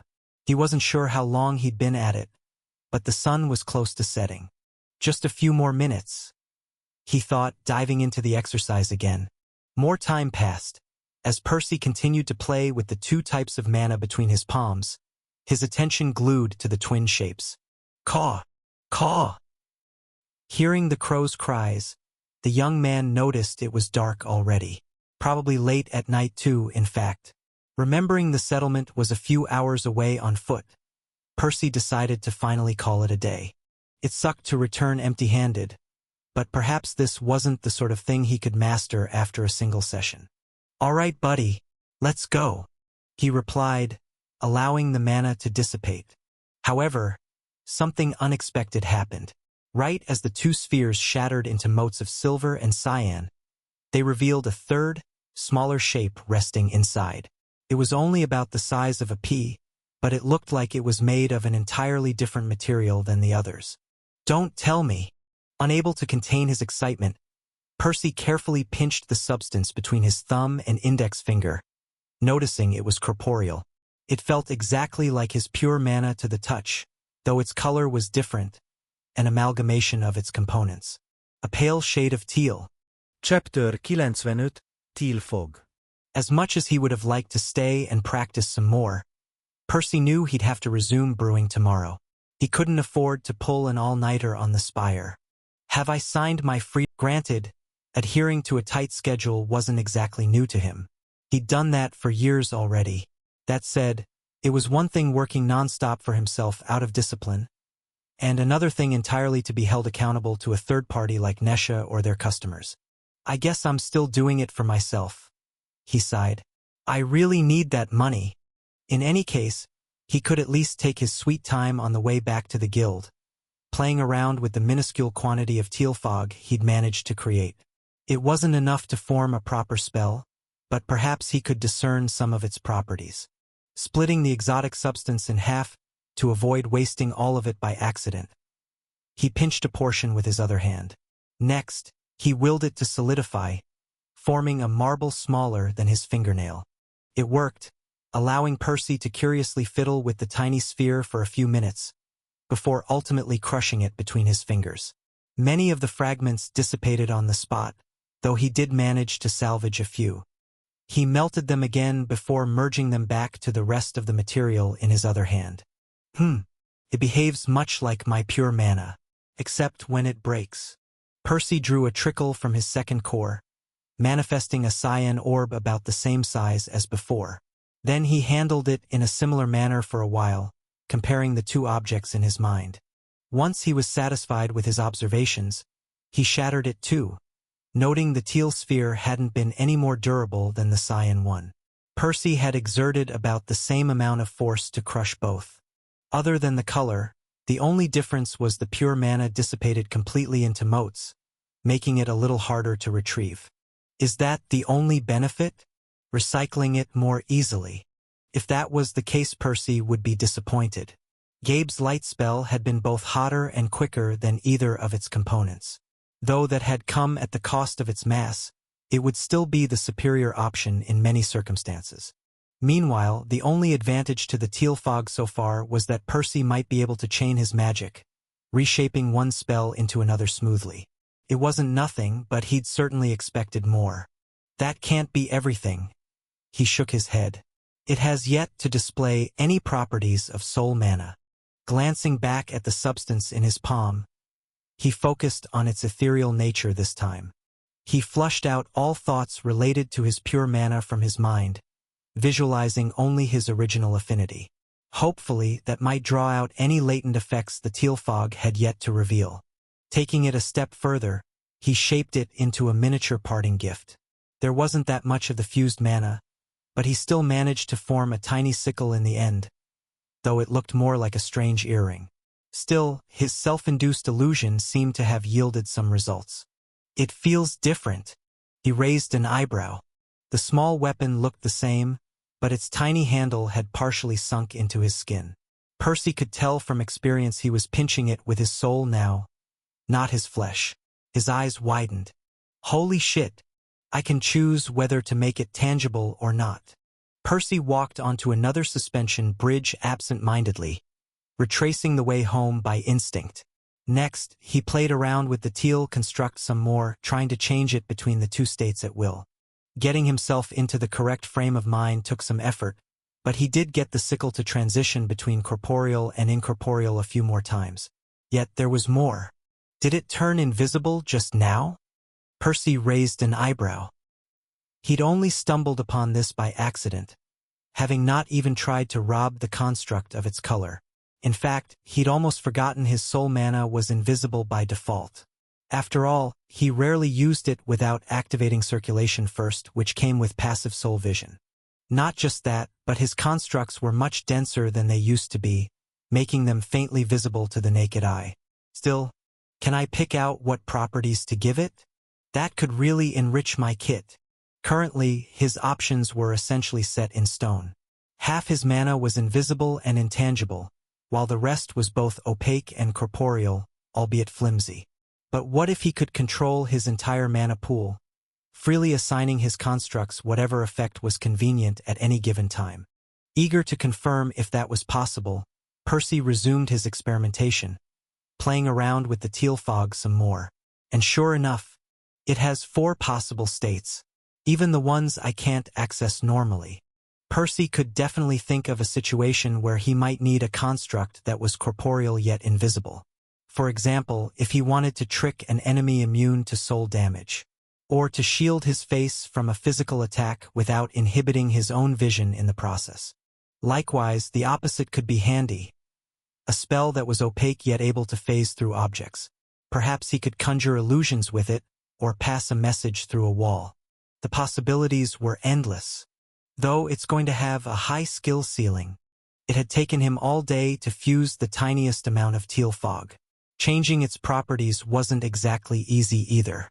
And Percy also doubted recycling the mana from one spell to the next would be trivial. Each of these steps would take a lot of practice to learn. Still, I'll be able to pull off all sorts of tricks once I master it. Percy nodded in appreciation once he fully understood the path which lay before him. His fused mana might not be stronger than its 2 components in the traditional sense, but it did open some interesting doors for him. If he had to use one word to summarize it, it would be versatile. Oh, I guess I'm back. Without realizing, Percy had reached the settlement. Today had definitely been productive, as he'd not only familiarized himself with the rest of his magic post-advancement, but also taken another step along the prestigious path the Morai had paved. By all means, he should be happy. Yet, grumble. Percy grimaced. How am I going to sleep without my fix? Since his first day in the Alchemist's Guild, he'd never gone once without a honey roll. Sadly, he'd returned way too late tonight. Freddy should have long closed already. I hope I have something edible at home. Walking along the empty streets of the settlement, Percy tried his best to keep his mind on the colorful particles dancing in the wind, ignoring his protesting stomach. Eventually, he arrived at his house, pressing his badge against the door to open it. As a newcomer, he used to appreciate the mysterious runes making conveniences like this possible. That said, his recent trip to the Vault of Magic had truly put Remir's relatively primitive technology into perspective. Entering, he paused, noticing a sealed envelope by his feet. Percy wasn't very surprised, having expected Elaine's reply. The two had kept in touch since her first mail a few months back. Picking the letter up in a hurry, he dropped it on his nightstand for later, before rushing to the preservation box. Desperately digging through the container for scraps, he soon realized there wasn't much there. Just some stale bread and a few vegetables of questionable quality. At least I won't starve. Making a mental note to restock at some point, he then begrudgingly stuffed his face with as much food as he could tolerate. Next, he took off his robes. He tossed the immaculate fabric a passing glance, appreciating how his clothes had remained spotless after another hunting trip. Then he dove into the shower, eager to finish his chores as quickly as possible. Soon, he found himself resting on his bed. There was only one last item left for today. Extending his arm, he grabbed the envelope from the table. Technically, he didn't have to read the message right now. He could leave it for tomorrow. But Percy would rather get it over with, having grown a little worried over the recent developments back at home. Ripping the envelope, he took the letter out, before unfolding the light indigo paper, his attention falling on his cousin's words. Dear Percy, Chapter 96, Happy 20. Dear Percy, forgive me if this is not the exact day, as I'm not sure when the letter will find you, but Happy 20. Percy paused for a moment, calculating the date. With everything going on, he'd honestly forgotten about his birthday, which had actually been a couple days ago. Close enough. He shrugged, returning to the message. I wanted to bake you a cake, though I wasn't sure it would survive the trip. I suppose we'll have to add it to those I owe you. What is it, 3 now? I can't believe you've been gone for so long already. Grumble. Ugh. A cake would be lovely right about now, he thought, grabbing his aching stomach. His arguably spoiled dinner hadn't done much to fill him up, but that didn't stop it from stirring a storm in there, preparing for its prison break.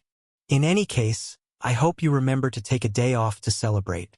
Being so hardworking is definitely one of your better traits, but everyone needs some downtime once in a while. Percy chuckled.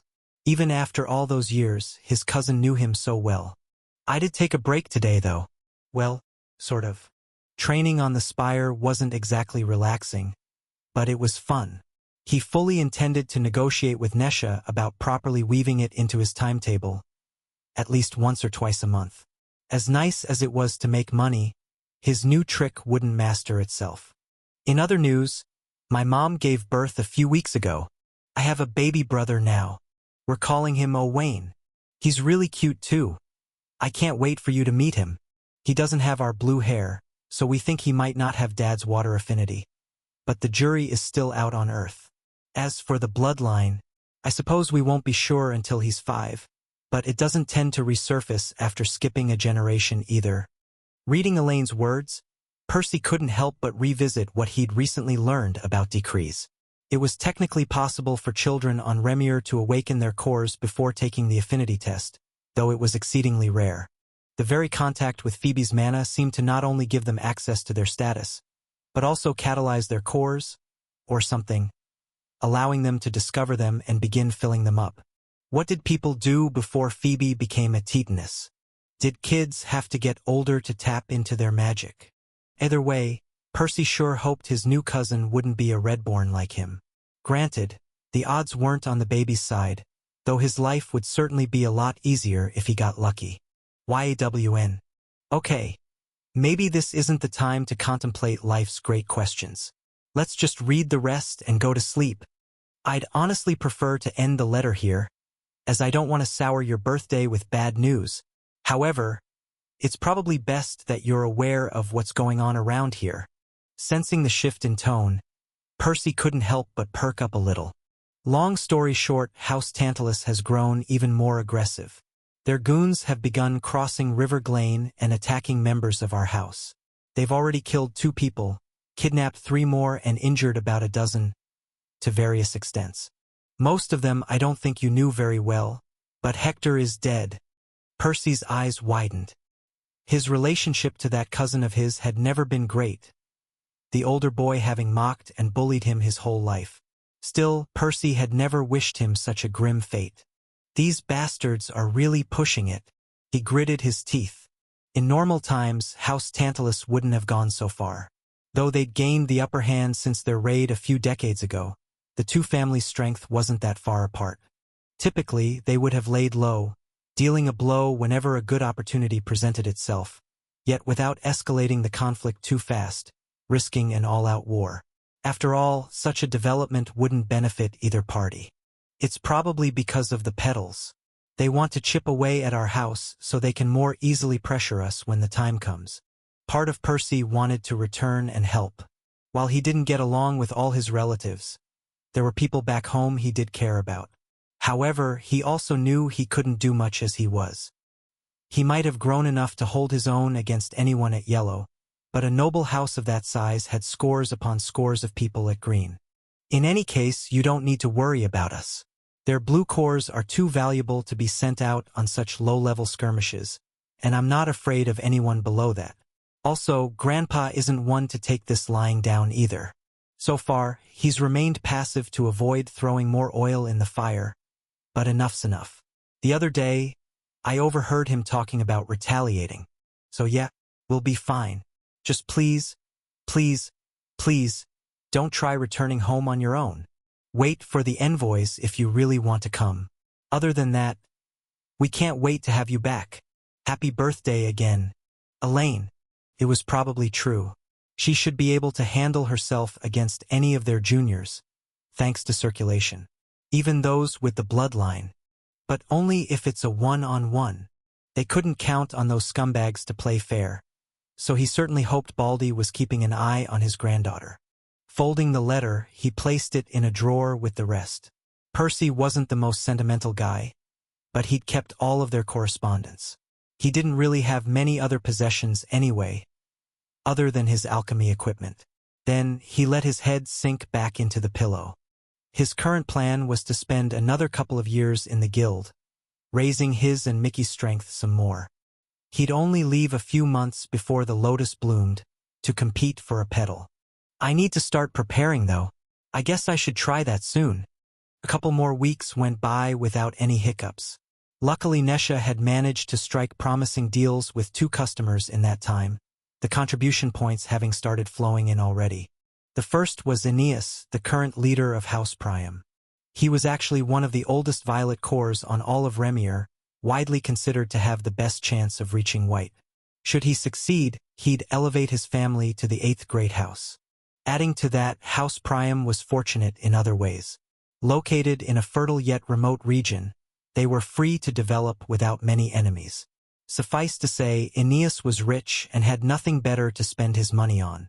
11,000 points per dose is still crazy. That's nearly 30 times the cost of the normal elixirs. Percy was shocked when Nesha told him. Sadly, their second customer wasn't quite so lucrative. The leader of House Talos was a relatively young violet core, thousands of years from white. His family was constantly at war against their neighbors, House Antaeus. Naturally, they didn't have too many resources to spare.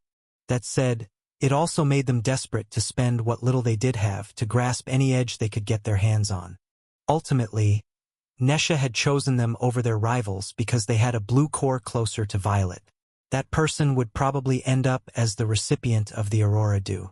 In the end, House Talos had agreed to purchase the new elixir at 8,000 points apiece, which, although much less than what House Priam was paying, was still a hefty sum. Percy would have been happy to leave it at that. He personally only needed 6 doses per day and, after selling just as many to their customers, he could save the rest for the future. However, Nesha had made him an unexpected offer. The girl had wanted to purchase another set of Aurora Dew, this one for her own use. Specifically, she'd pay 8,000 points per dose, matching what they made from House Talos. According to her, they wouldn't make more if they approached a third customer anyway, and her share of the profits was more than enough to cover the expense. Naturally, Percy hadn't had any reason to decline, though his partner's offer had surprised him. Nesha had never struck him as the type who cared much about her own magic, a pity too, as he thought she was wasting her rare and powerful space affinity. Evidently, she intended to change that, and that was on top of all the other things she had to do, namely managing their deals and even keeping the gambling den open to avoid drawing suspicion. In a strange turn of events, the lazy girl had turned a lot more hardworking. What's her goal anyway? He couldn't help but wonder. But he shook his head. That wasn't any of his business. He should respect her privacy as she had respected his. In any case, Percy was currently standing at the ground level of the fungal spire. He had plenty of training plans for today, though those were for later. Right now, he was waiting for somebody. He was about to meet the Oblivious Agent for the first time. Chapter 97, Oblivious Agent. Generally, Percy didn't have to interact with the agent much. His primary responsibility was to brew the elixirs. As for everything else, it was taken care of by Nesha. However, there was one task Percy couldn't delegate to anyone else. I hope this is the right spot. Today, he wore a full-body shroud to conceal his face and the color of his robes. To further disguise himself, Percy stuffed a pillow under his shirt and crouched slightly, making him appear shorter and bulkier than usual. Maybe it was a bit overkill, but he preferred being overly cautious than careless. Of course, the agent might still discern his grade via mana sense. That's why he'd asked Nesha to procure him another enchanted bandage, wrapping it around his chest. You didn't need to go to all this trouble. I won't remember anything about you or this meeting 5 minutes from now. A man spoke. The newcomer faintly appeared on the horizon, casually walking towards Percy. He seemed to be wearing a dark cowl, though it was hard to tell from the distance. The air shimmered with colorful motes, obscuring his figure further. Percy guessed the man must have used a spell to project his voice from so far away. It had sounded distorted, yet oddly clear, likely due to a sound affinity. I'd rather not take any chances, Percy replied, deepening his own voice too. Nesha's arrangements had admittedly grown quite complex, yet thorough. She was clearly just as paranoid as him, if not more. The agent had to juggle 6 tasks, plus she had him erase any memories the moment they ceased being necessary. She also met him regularly, to update him on any information he required for his next moves. Finally, she took every chance she could to use her bloodline on him, confirming he had no intention of going off script or betraying them. Fair enough, the man said once he drew closer. He placed a heavy-looking pouch on the ground about 12 meters from Percy, its contents making all sorts of crisp sounds as they tumbled over one another. A cursory glance via mana sense revealed the agent's core was concealed too, which admittedly made Percy feel a little uneasy. For all he knew, the guy could be at blue more than capable of casually killing him with nobody ever finding out. Calm down, Percy. As long as they don't know the recipe, you're more valuable alive anyway. Why do you guys even do this? He asked out loud, partly to conceal his inner turmoil and partly out of genuine curiosity. It's no big deal. We have a unique talent, so we're using it in service of our family. The agent replied, Well, sure. But isn't the cost too high? Aren't you worried you'll look back one day, only to realize you can't remember half your life? The man shrugged. You're overestimating the importance of these memories. Contemplating the agent's words, Percy felt they made sense. If anything, the man was probably better off forgetting every time he assassinated a target or spent weeks trekking through a forest. It was more of a blessing than a curse. Really?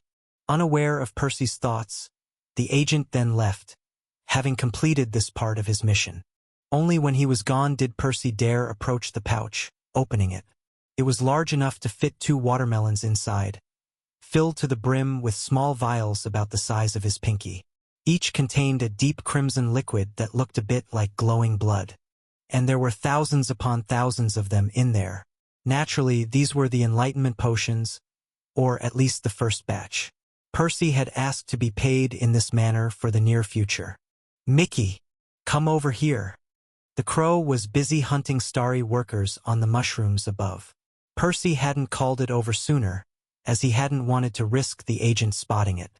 While waiting for his familiar to arrive, he took off his disguise. Folding everything, he stashed it on a nearby tree, hiding it carefully in the vibrant canopy. Truth be told, the meeting with the agent had largely assuaged his worry. The man didn't seem like he had any intention of hurting him. Still, there wasn't any harm in dressing up next time too. "Caw!" Mickey greeted him a few minutes later. The bird hastily grabbed the pouch in its beak before flying away. It was heavy, straining the crow's flight somewhat, though Percy figured it would manage to carry it to its nest. Eventually, they'd already confirmed the potions worked as intended, so the only thing left was for Mickey to consume them. Of course, it would take him hours to drink so many, but that was a small price to pay. Seeing his familiar leave, Percy headed off too. It was still early, and he had other plans for today. Ascending to the 2nd level of the spire, he walked about a quarter around it, reaching a region by the west side which he knew was already plenty far from prying eyes. Next, he spent a few minutes searching for the nearest starry worker. After finding one, he sat cross-legged on the fungus, some distance away from the bug. Then he took a deep breath. Soon, a series of silver lines lit up underneath his skin, drawing a maelstrom around his sternum. Of course, Percy didn't bother activating circulation with his 2nd core, as he didn't need the pure mana for what he wanted to do. As for synchronization, it would certainly help, but he couldn't keep it active for long enough yet. Once the technique began empowering him and replenishing his reserves, he sent out a pulse of mana from his sternum, rippling through his soul. He directed the waves to converge a few inches below his chest, before swiftly grabbing the resulting bump in a familiar manner. That's right. Percy had been ready to create another clone for a while, and he intended to do so right now on the hunting grounds. Naturally, there were a bunch of reasons why he'd chosen this open location over the safety of his house, the first of which having to do with the very body he intended to possess. By the time Percy was done cultivating the bulge and filling it up with soul mana, several hours had passed. Mickey had already finished drinking the potions, and he'd returned to the 2nd level too, to help Percy with the next step. Pinning the wasp down wasn't very difficult for the crow, though it did take some extra care to avoid killing it or injuring it too badly just yet. Grabbing the bug's thorax from behind, he clenched it tightly within his talons. Bzzzzzzzzzzzzzzz. It struggled desperately, of course, trying to escape the crow's clutches. However, it never stood a chance, as Mickey didn't have much trouble overpowering it, especially with the amber lines currently decorating his plumage, reinforcing his already superior strength. A couple minutes later, the bird dragged the starry worker to Percy, who was holding a silver orb thrumming with power in one hand, forming an ethereal dagger with the other. Glancing at the wasp before him, Percy considered how to best approach this. Given the potency of his soul constructs, even the slightest injury he inflicted would likely prove lethal. That much was fine part of the plan, even as the creature wasn't going to survive either way. However, it did matter how soon the bug died. In the end, he went with a relatively shallow cut at its sternum, right around the center of its soul. The wasp let out a terrible, shrill sound. While Percy was ashamed to admit he didn't particularly care about the bug, he still couldn't help but feel a pang of guilt hearing its pained cry. A moment later, the creature stopped squirming, making him fear it was already dead. However, a cursory glance at its soul soon revealed that, although not in a great condition, it held on for now. "Please last a couple more hours," Percy pleaded, before falling on his back. With his torso and, by extension, the nascent clone in his grasp facing towards the sky, he finally willed his bloodline ability to activate. The ghostly claw awakened in his core once more. It leapt into the glowing orb with glee, twisting and severing it from Percy's soul. And as Percy clenched his teeth in pain, the silver meteor shot towards the stars above, soon disappearing from his sight. Now for the hard part. Chapter 98, Tests. Percy had several goals for this particular clone. Though exploring the cosmos was arguably the most important tool in his arsenal, and by a huge margin he'd decided to take a short break from that to test other potential uses for his ability. Naturally, the first thing he wanted to know was whether he could create local clones on Remir. He could imagine several scenarios where that would be handy, whether it was because he found an interesting body worth possessing, or because he needed another assistant to aid him back home. But there was more. If his only goal had been to possess that starry worker, he wouldn't have aimed his torso towards the sky. Instead, he could have launched his soul fragment directly at the creature, much like he'd done to the egg when creating his familiar. However, he hadn't done that. That was because Percy wanted to check one more thing. Can I return to Remir like this? He wondered, scanning the sea of souls surrounding him. His reasoning was simple. He might not always have access to the body he wanted to take over. It would serve him well if he could learn to navigate in this state better, developing a way to accurately reach a more distant target. I can't tell up from down like this though. While outside a body, Percy had a very distorted sense of time and space. Two seemingly nearby souls might not even be located on the same world as one another. But he did have something he could use as a makeshift compass. What happens if I focus on my main body? In all his previous expeditions, Percy had gazed outwards, searching for a suitable host while ignoring the ethereal cord linking him to the rest of his soul. Yet, the connection was always there, constantly trying to draw him back. Its pull kept growing stronger and stronger, until it became irresistible. So far, he'd only ever treated this phenomenon as a nuisance at worst, or a timer at best, indicating how long he had to complete his mission. Not today, though. This time, he was going to approach his main body on purpose. Let's do this slowly. I don't want it to suck me in completely. Percy only allowed himself the most fleeting of glances. And it was a good thing he'd held back too. The moment his attention even brushed by his own soul, it attracted him far more forcefully than any foreign entity ever had. Percy felt the familiar glow enlarge in his mind rapidly, as he did everything in his power to halt his movement. He desperately fought against the connection, willing with all his strength to accelerate the exact opposite way. So lost was he in that frame of mind, in fact, that he didn't even register he had succeeded until much later. By the time he regained awareness, he noted he wasn't moving, though the cord was even tenser than before. Is it because I approached my body? Or because more time has passed? Either way, he couldn't afford to waste another second. Glancing at his own soul was no longer an option. He was far closer than before. If he did that again, he'd be absorbed for sure. Instead, he tried something else. Drawing some of his stashed mana, he pushed it into the ethereal cord. It flowed through it without any resistance, leaving his control. Nothing happened for a while. Yet, when Percy was starting to think he'd failed, a trickle of soul mana poured into him. It's more than a trickle. It's too much. His main body had already saturated the clone before cutting it off, so it couldn't fit much more. It only took him a moment to replenish the minuscule quantity he'd sent away, as well as any other traces he'd lost over time. The rest he had to release outside, in the empty expanse between worlds, wasting it. But that wasn't important. The only thing that mattered was what this meant. Success. I'm in range of my main body. Percy would have grinned if he could. While the ethereal cord allowed him to communicate and even transfer mana over vast distances, it wasn't without limit. He'd only ever managed to use it like that with Mickey, who had never been more than a few miles away from him.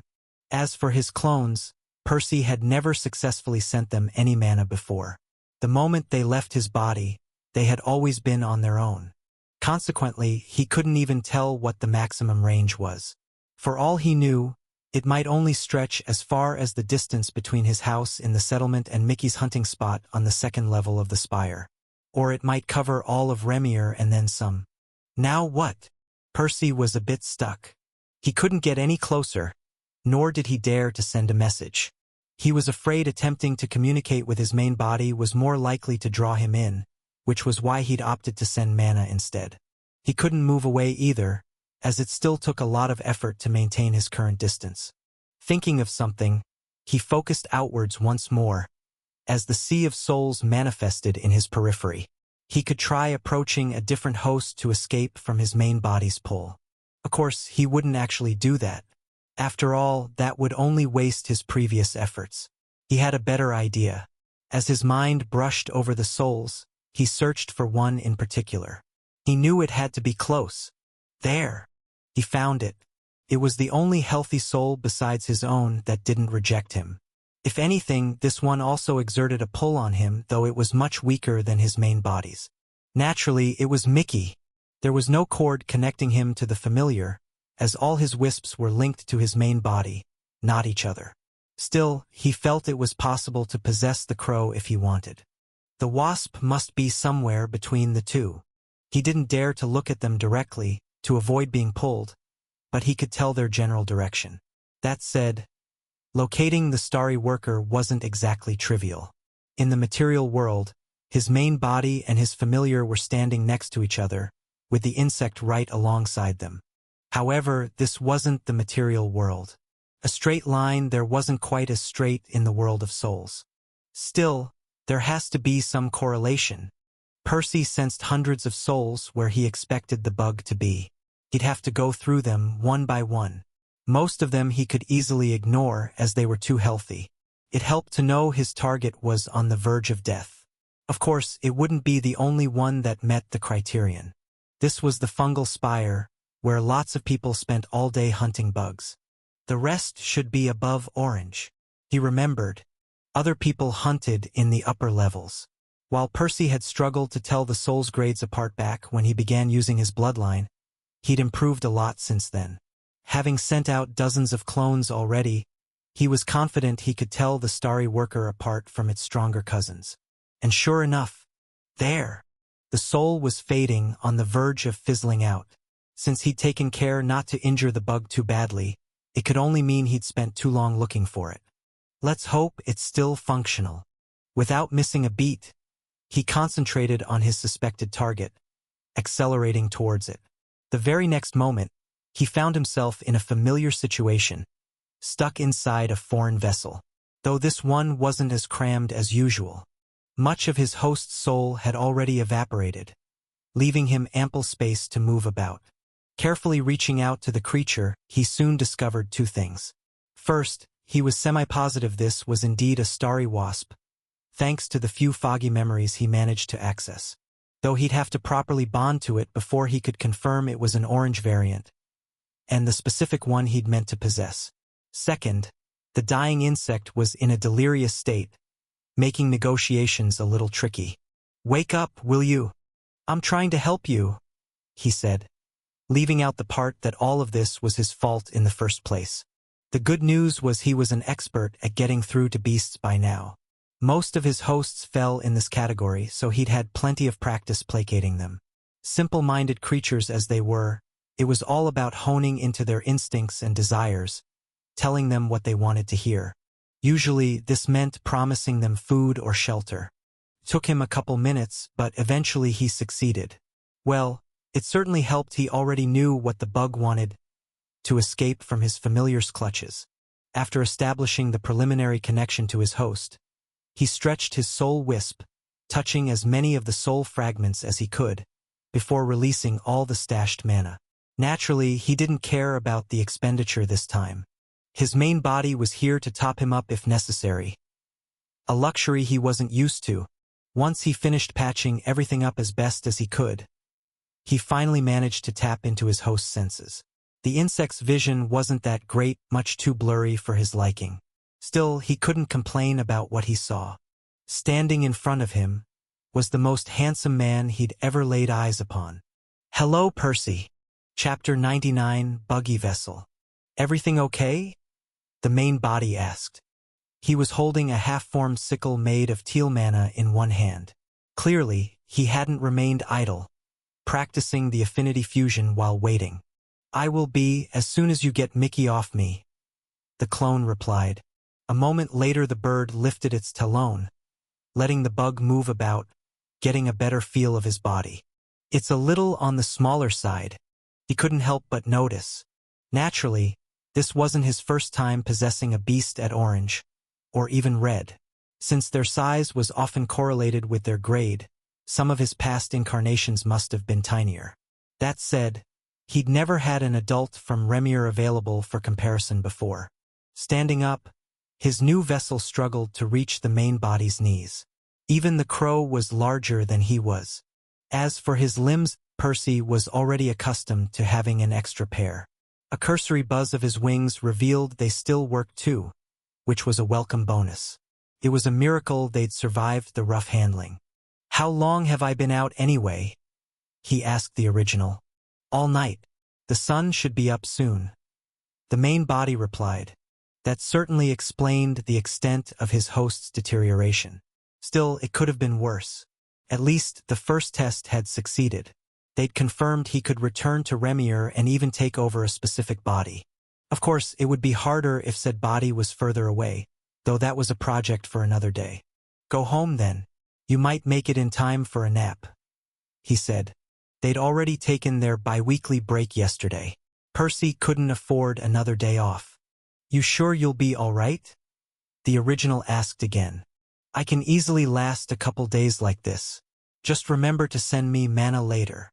While his host's soul wasn't in great shape, the clone could probably survive for a very long time with the others helping.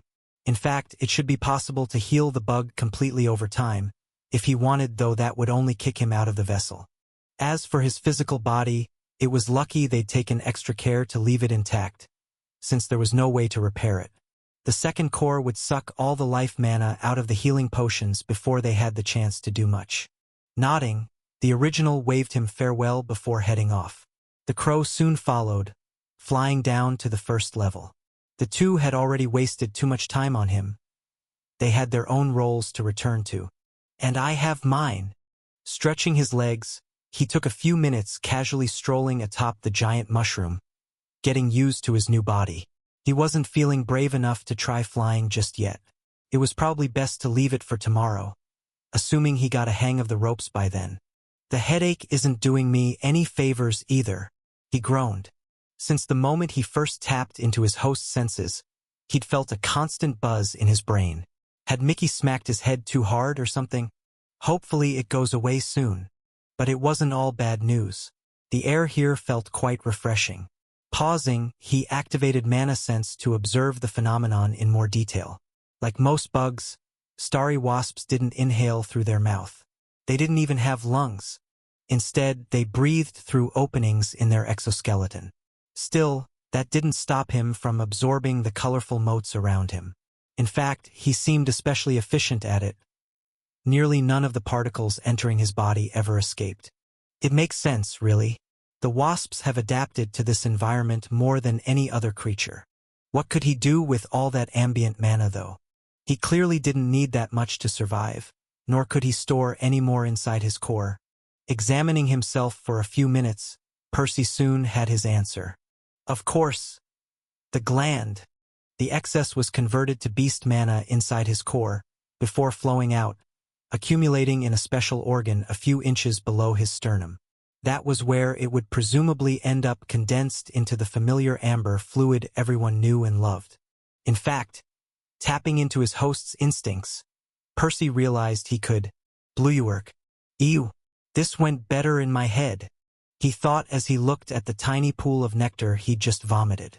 Using a forelimb, he swirled the viscous liquid a few times, before making up his mind. Yeah, I'm not eating that again. Not like his main body drank 6 doses of it per day or anything, and with that, Percy had some idea of what his current vessel was capable of. Well, there was the stinger too, but he wasn't particularly interested in it. The worker's acid wasn't very potent.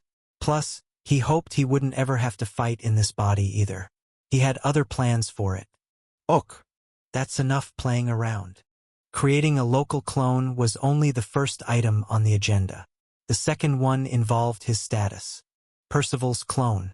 Mana cores. Mana Core 1. Orange. Beast. Mana Core 2. Seed. Ew. Spells. Parting Gift, Crude. Decrees. Phoebe's Decree. Grants access to your status. Morai's Decree. Incomplete. Grants the seed of a second mana core. Requires potent life mana to germinate. Metatron's Decree. Open a one-way portal to the Vault of Magic at will. There it was.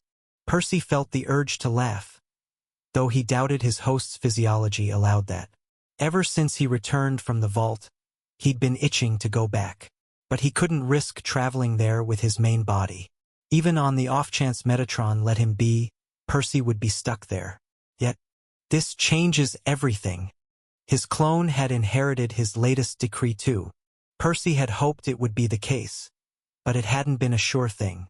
Each decree worked differently, so it was a matter of chance. From personal experience, he'd placed his odds at 2 out of 3. Well, what's the situation? His main body suddenly asked through their link. The clone wanted to roll his eyes, but they appeared fixed in place. Just go to sleep already. You'll get my memories when I'm done anyway. But the original wasn't having it. Like hell, I'm going to wait weeks for an answer. It's a yes or no question. The clone remained silent for a while, amused by the novelty of arguing against himself, though a wave of irritation soon seeped through the cord, snapping him out of his reverie. In the end, he didn't keep his main body in suspense much longer. It's here.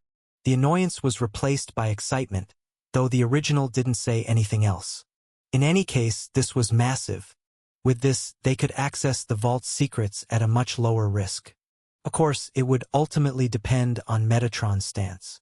Percy was sure the Titan would notice and could easily put an end to his ambitious plan if he wanted. Hopefully not everyone there is as stingy as Gabe. Either way, this wasn't the time for that. The Starry Worker wasn't a suitable body to send there.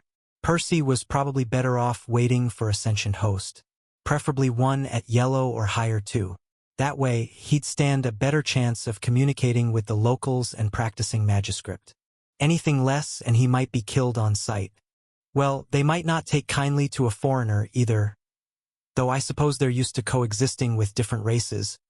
Then, there was the question of whether it would be moral to bring an innocent person to such a dangerous place to begin with. Generally, Percy wouldn't do that without consent, though it would also depend on who his host was.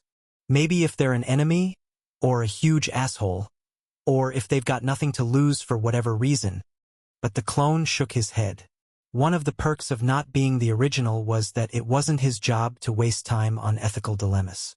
Besides, he had his own task to worry about. After all, there was a reason Percy had chosen a wasp as his host. Let's see. Where's the nearest hole? While he'd ignored them all these years, the fungal spire was full of openings leading to its interior. Many of these entrances could be found on the mountainside itself, but it was possible to enter the natural wonder through plenty of the colossal mushrooms too. Of course, most of the people hunting on the spire wouldn't dare doing that, not only because it was strictly forbidden by the guild, but also because they didn't have a death wish. Or a wasp clone. Percy wanted to grin, but the mandibles didn't help. Walking around the mushroom, he failed to see any openings. Neither did he find any on the next 3 fungi. Though he did eventually get lucky, spotting a narrow tear along the underside of one of the stems. The hole was a few meters long, but quite narrow, only about 1/4 meter wide. Just enough for Percy to barely squeeze through. Great. Now let's find me some wasp eggs. Chapter 100, Into the Spire. Percy's adventure hit a roadblock sooner than expected. Upon stepping inside the massive stem, the buzz in his head grew a dozen times louder, eliciting a visceral response from his host. Jolted awake from its stupor, the bug fought for control over its body. Driven purely by instinct, it quickly turned and stumbled back out, only calming once the headache subsided to a bearable level. What's going on?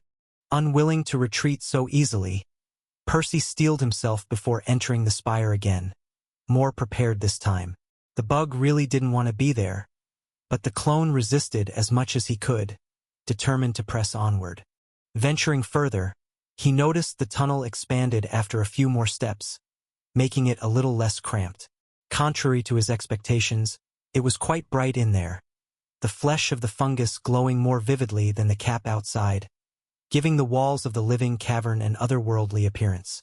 The air was thick with shimmering motes 2, 3, or 4 times denser than on the surface. I suppose that makes sense. What we get is just whatever leaks out of the mushrooms.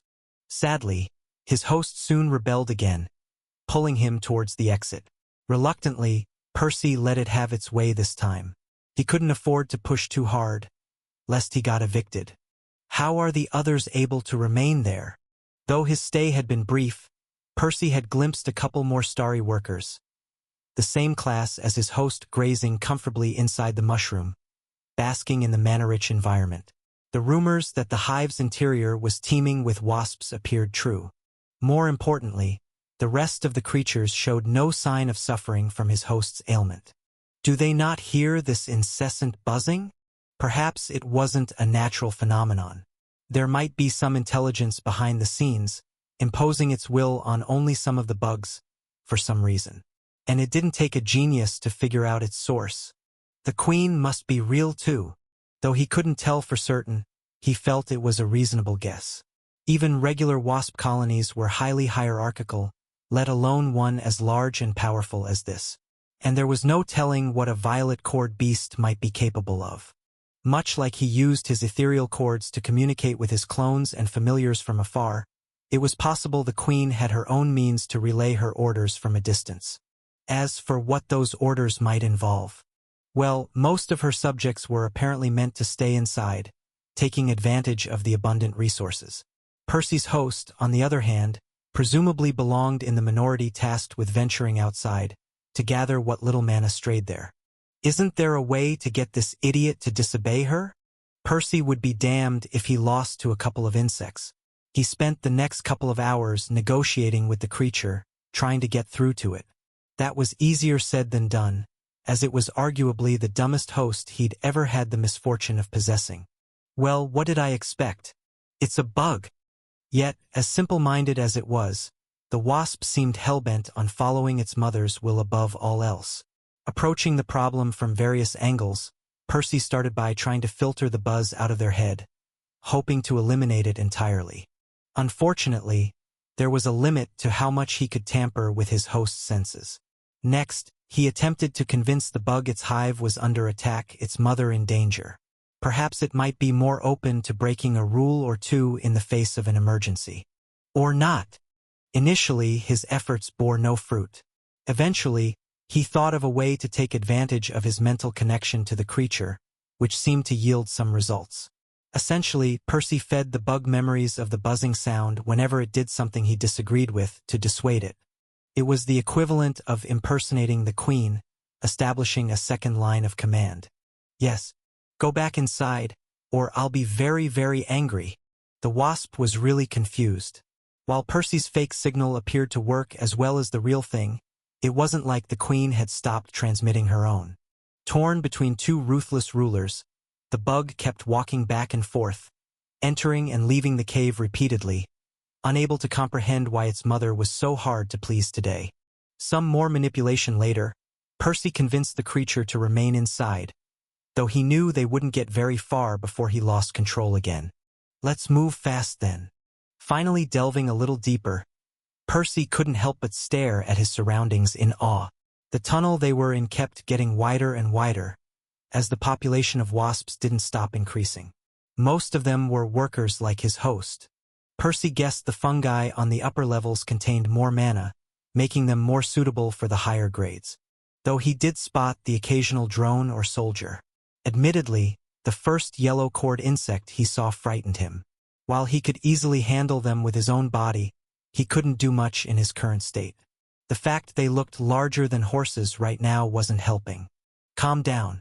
These are my siblings now. Sure enough, the creatures just ignored him, continuing whatever it was they were doing. Still, the cavern was already so full of bugs they now had to crawl over one another.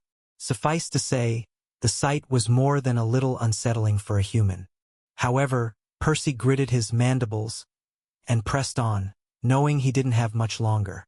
The queen's signal was already beginning to overpower his own. Even worse, these other bugs released all sorts of pheromones, probably to let each other know which tunnels contained the most mana or something. Affected by all the external stimuli, his host stirred in rebellion once again. "No, you don't. Just keep walking, buddy," he demanded, tuning the buzz up to 11. Moving a little further, he noticed the walls of the hive were starting to change. First, it wasn't easy to tell. His poor eyesight, combined with the turbulent river of bugs, only allowed him a few sporadic glimpses here and there. Still, he eventually pieced together what was happening.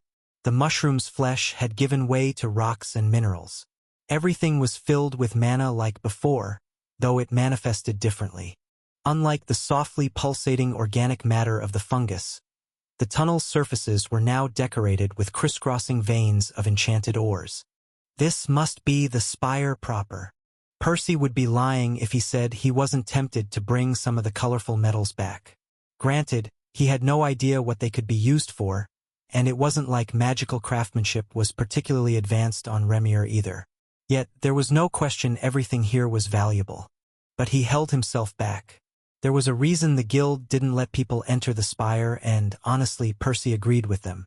This was their world's most precious asset and the only source of the elixirs they needed to survive. Nobody, Percy included, was willing to damage this place.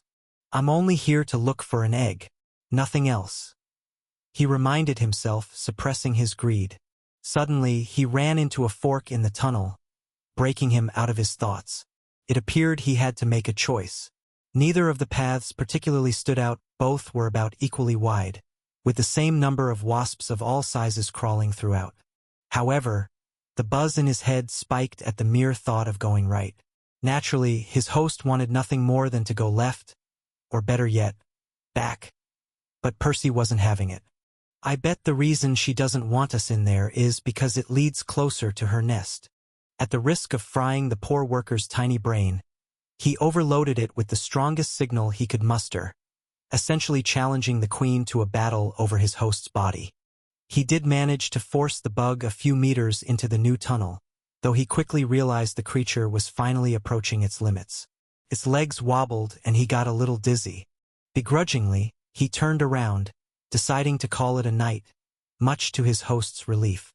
In any case, even if he could somehow reach the eggs, he didn't exactly have a plan for snatching one under the watchful gaze of a violet-cored beast. Nor did he think it would be easy to escape from the thousands upon thousands of wasps that would presumably try to stop him. "In fact, it isn't safe for my main body either." For all he knew, taking an egg outside might cause the entire colony to rush out of the spire, unleashing their wrath on not only himself, but the rest of the guild too. Percy would have to take his time carefully mapping out the interior of the hive and coming up with a plan. "Oh well, I didn't expect to get this done on my first attempt,"